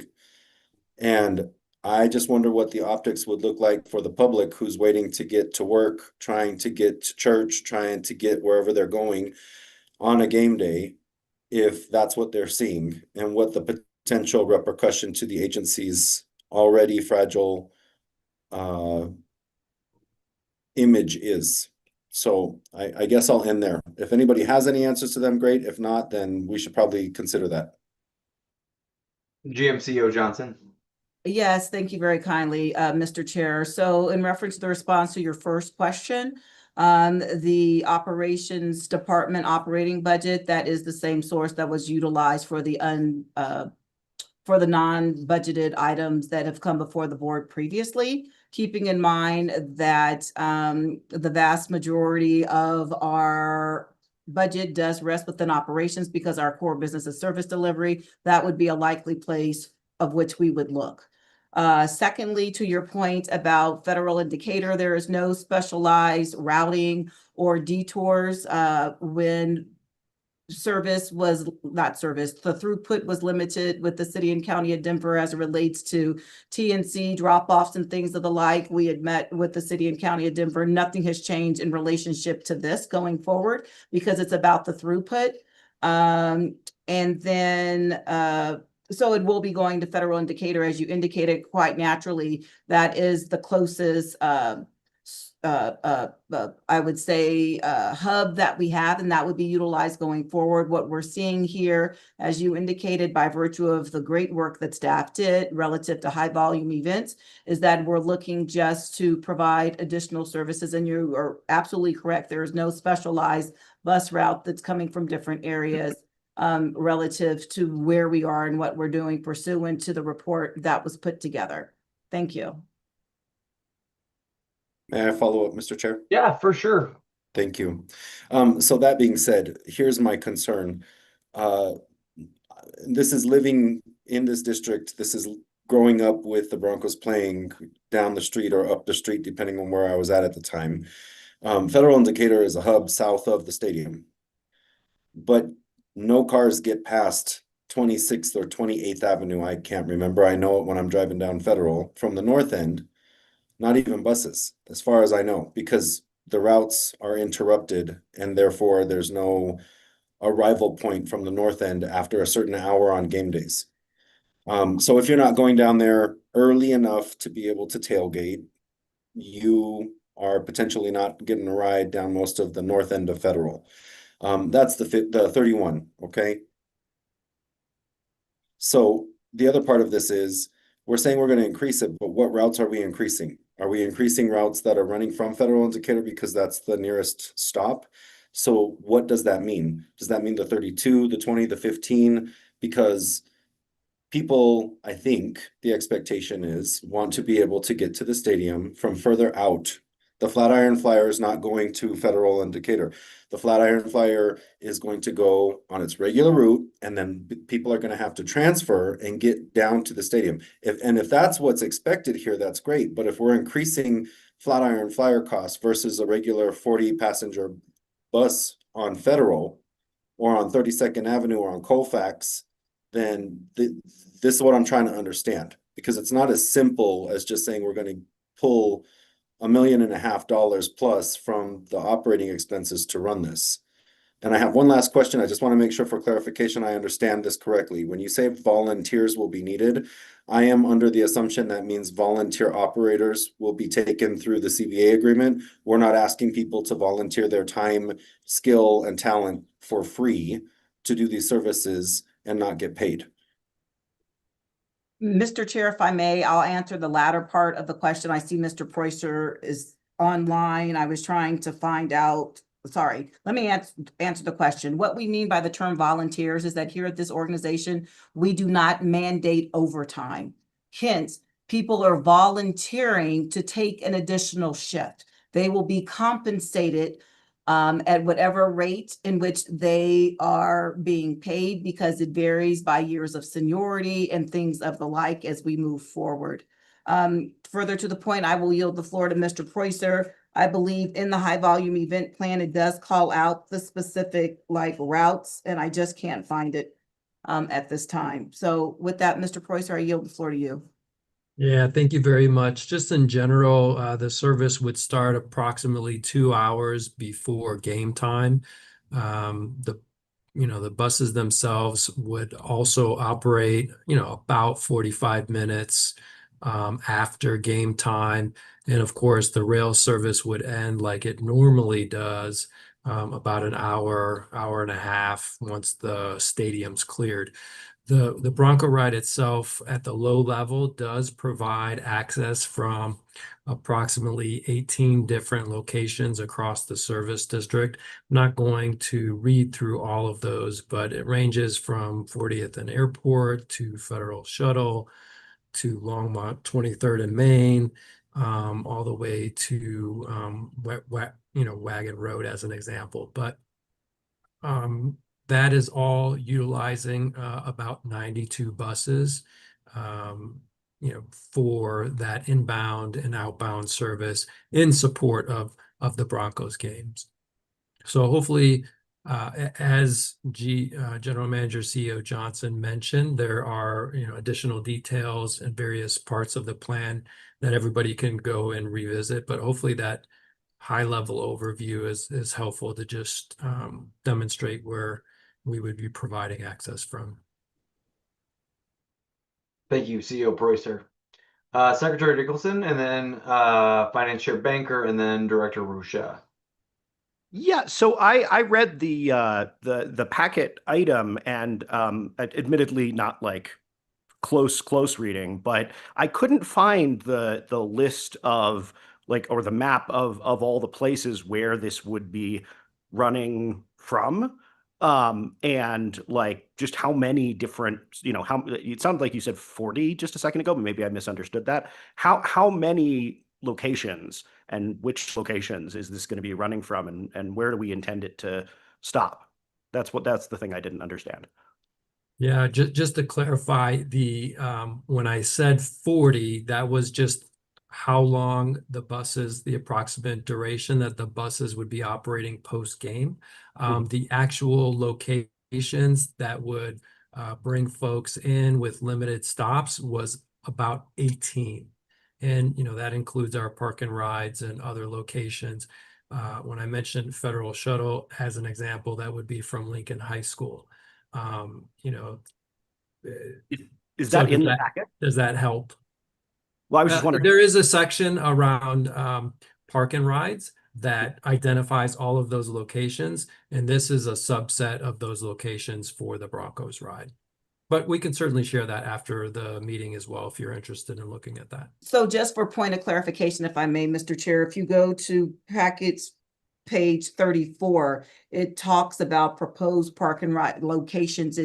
There's references made throughout the document, hence that's what I was trying to find earlier when I was endeavoring to address the questions posed by Director Guzman. But further to the point, this is draft. Quite naturally, the board resolution asked us to put together a proposed plan, which we did. So there will need to be further refinements as relates to vehicle availability and staff availability, recognizing what we just discussed relative to ensuring that we have operating personnel that are readily available to provide said service. Thank you. Furniture Banker. Hi, thank you. Just quickly, since our CFO is back on her vacation, which is a good thing, she's done some great things for us over the past 2 days while she's on vacation in Massachusetts. All I wanted to say is that at our last month's Finance Committee meeting, in our packet, it shows the operations budget is underspending by 42 million. And even with March data, as she told us at our last budget meeting that we had a few weeks ago, we are still underspending. And so that is where the financing would come from. We have room in this year's budget by a minimum of 42 million. And I just want to remind everybody, we've been doing the Broncos ride for over 50 years. I think our customers, I would love to see a full bus with lots of riders. I think that would be quite wonderful. Thank you. Director Ruscia. Thank you. So I think Director Banker just made a good point. I was going to ask before, but it might be useful for us to have an updated over-under on our budget, so we know what our budget variance is, as well as an understanding of when we'll have a better understanding of our tax revenue for last quarter and this quarter combined. The question I had is related to that, just recognizing that we don't really know what our budget situation is. We just know it's bad. How long could this recommended action be delayed? Is it possible to delay until we have a better understanding and we have made decisions about our budget and potential service cuts and layoffs? Or is this something that we have to do right now?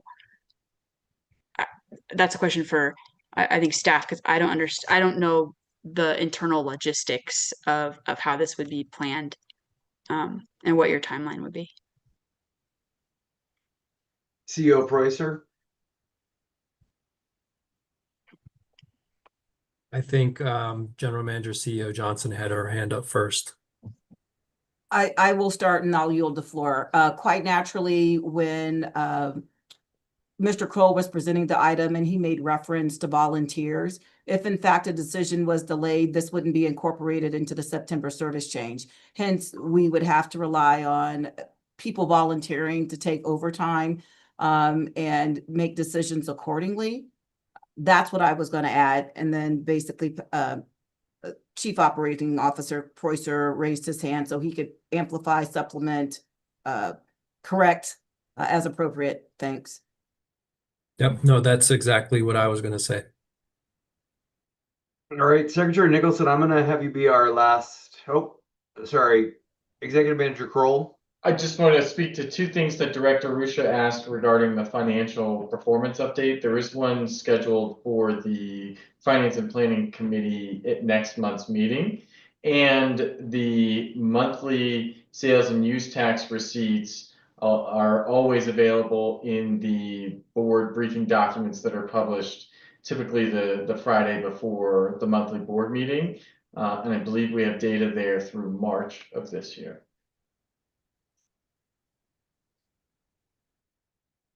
Okay, Secretary Nicholson. Thank you. Yeah, I just wanted to conclude by saying, this is really fantastic work on the part of staff and especially Director Banker, who worked on this really heavily. This is super important to tons of my constituents, even though we won't directly benefit from it because we live close enough.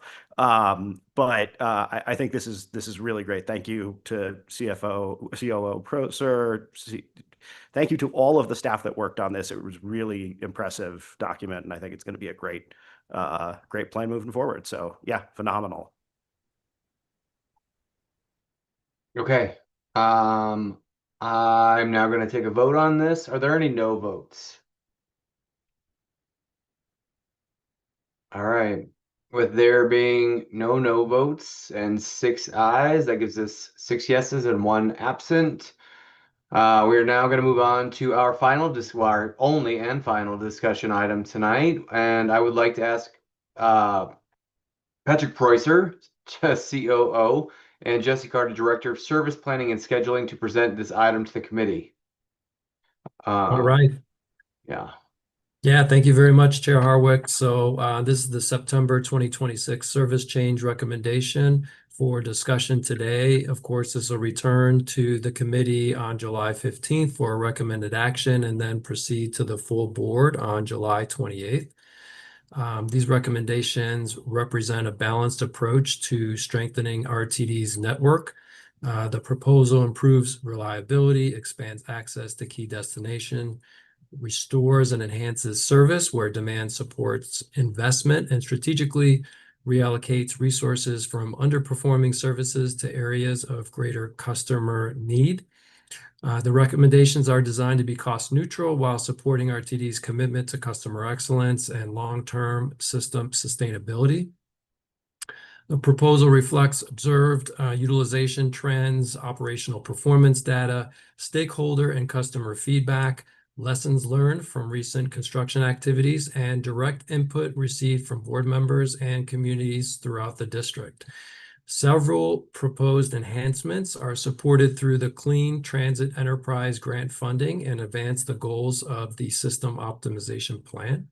Some of the key recommendations are implementing a new airport to Longmont service, restoring a critical regional connection following the loss of private sector service, and directly responding to requests from board members, community leaders, and customers. Extension of Route 53, extension of Route 83L to Union Station, improving access to growing communities, and in response to feedback received from stakeholders and customers. Just noteworthy, the extension of Route 53 gets to the Grove. I know that's been a big discussion that we've had over the past few months. Implementation of the initial phase of the dedicated lane operations that you'll see across basically 15 and 15L on Colfax, improving transit speed, reliability, and customer experience on one of our highest ridership corridors. And then additional service enhancements include expanding Route 72, improved flex ride service in Broomfield, and the restoration of seasonal service where demand supports additional capacity. And if you recall, that seasonal service has to do with school trippers and whatnot. The proposal also includes several important rail service recommendations associated with the conclusion of the downtown rail replacement project. To support these investments, staff also recommended targeted service reductions on low-performing services, including Route 228 and Wagon Road Flex Ride. These recommendations allow RTD to redirect resources to services that provide greater customer benefit and support future network growth. The overall financial impact is designed to be cost neutral. Service enhancements are balanced through operational efficiencies, service optimizations, and strategic resource allocation. Several proposed improvements are also supported by the Clean Transit Enterprise Grant funding. Want to talk a little bit about public engagement. So the staff will continue outreach and engagement efforts through June, including 4 public hearings on June 22nd and June 23rd, so that we can gather customer and stakeholder feedback before returning to the committee and board for action. So following today's discussion, the item will return, as I said, to the committee on July 15th for recommended action, and then proceed to the full board on the 28th for final consideration and action. That's all of the information that we had. Certainly myself and Jesse are available to answer questions.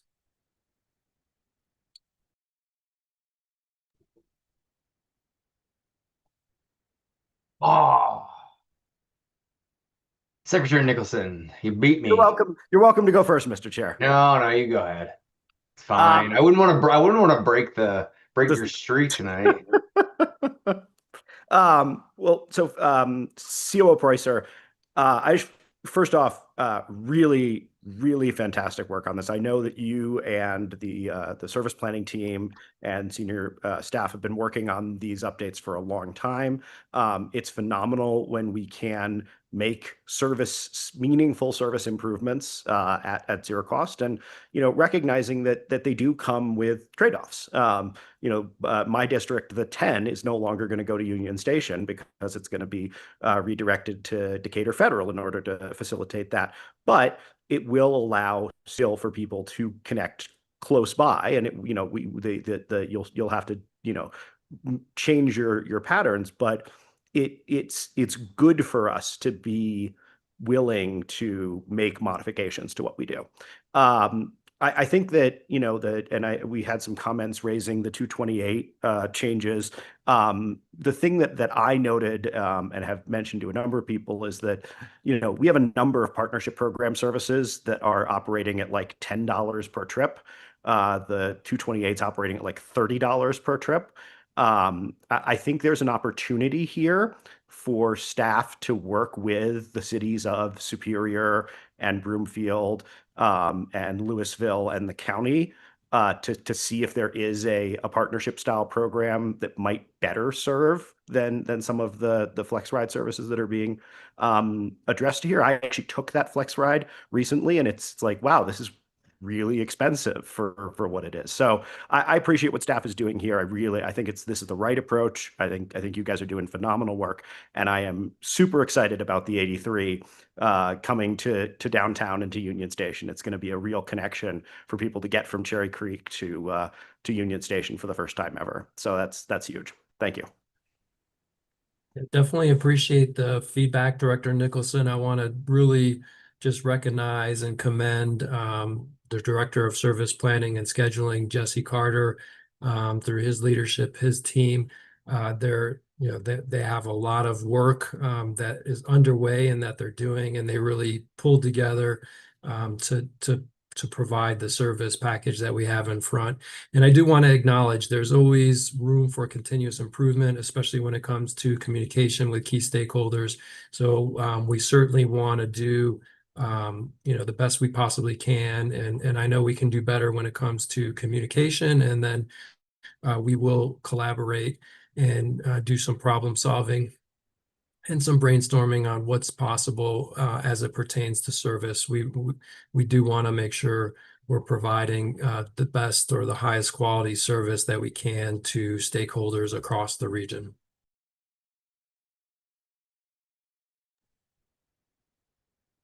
Secretary Nicholson, are you good? I think that's all. I probably will have follow-up questions, and I'll just send them to COO Preußer offline. Okay. Hey, let's see here. I think this question is for Jesse, but it might be for you, CEO Preußer. On the Route 52, um, there's a line that goes from 58th Ward and Ward to 58th, and I'm just curious about, we had an issue recently around a bus stop that was a little further south of there, and I'm wondering if this change will impact the bus stop near Faith Church, because it looks like it will, and if that's the case, I would like to be able to let those uh, the person that flagged that for me, I'd like to let her know that that's the case. Chair Harwick, if I may. Please. I think you're 100% correct. It does impact that stop. I would like to give you a little more information if I can just send that to you directly. That'd be great. Thank you so much. I really appreciate that. And All then right. and then I just more have just want to say, I'm looking at the high at 72, and while that doesn't cross into my district, that's awesome. That's going to be great having that. And I know, now deceased Director Sloan, that was really like something that she was really, really pushing for. And so I'm really I'm excited to see that happen on her behalf. Now I know that's on her behalf, but just I think that's great. And thank you for making that land. And that's going to be I mean, that's a huge new employment sector for people, in Arvada and Wheat Ridge and Lakewood. And so that's great. So just Okay. wanted to have that question and want to give my accolades to that, and just thoughts to Marjorie. Okay. I will share that with the West team. Thank you. Secretary Nicholson, you're back. Yes, I do have two additional questions that I think both I and probably a couple members of the public are going to want to know answers to. The first one is the AL that's coming in. That's going to be is that going to be hourly all day, and starting at what time and ending at what time?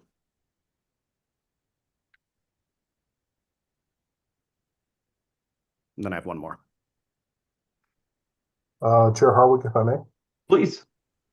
Okay, so with the service, what we're planning to do with AL is operate just like we have with any startup Skyride service. So it probably start as early as 6 a.m. and I think we said it's our last trip leaving around 10:30 or 11 p.m. from the airport, but we can get you a little more information that's sketched out in the sandbox. So I would have to send that to you directly as well. Got it. Can I do one more? Yeah, go. Good. Yeah, you're good. So for the 15 and the 15L, which we're still going to call them the 15, the 15L. They're just going to be running to Union Station. What are they actually going to be using the BRT stops come the September service change, or because I know that the BRT stations, some of them aren't projected to be done until the Colorado ones aren't going to be done until December. So tell me how that plays into the construction schedule and where they'll actually be running. Chair, if I may. I also see GMCO Johnson, so I don't know if you two want to swap or if I will defer to GMCO Johnson. Yes, thank you so much, Mr. Chair. Thank you, Secretary Nicholson. The reason why I put my hand up because I just had a meeting with the mayor's office today about this topic, and I haven't had a chance to share information with Mr. Carter and Mr. Preußer, so I'll take this first, quite naturally. As we go forward, yes, it'll be the 15 and the 15L. Quite naturally, the city wants to ensure that there is more or less a soft launch of dedicated bus lane service, because keep in mind that the entire corridor will not be complete. So it's not bus rapid transit service with that as a backdrop. Basically, working with city and county of Denver staff, they're going to get back on some key elements to shore that up with us as we go forward.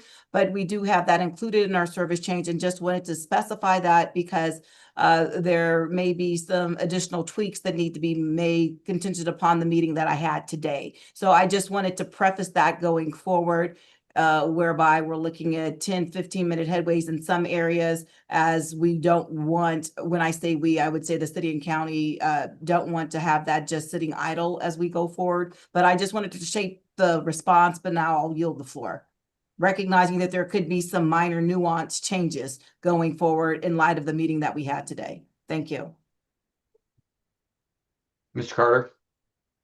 The only thing that I would add to that is that as stated in our proposal, is that we will be operating on the BRT stops between Broadway and Colorado Boulevard. That's our aim for now, and that's one of the reasons why we tried our best not to use the term BRT, as CEO and GM Deborah Johnson just mentioned, is that this is not a full opening of the project. This is a soft opening of the project, but along with it, there were other changes made to the Route 10 and the Route 20 that go along with the project as well. So that would be September, you'd be operating at those stops up till Colorado, basically. Correct. Awesome. Yeah, that's it. This is fantastic work. Again, really my favorite service change by far so far that I've been on the board. So.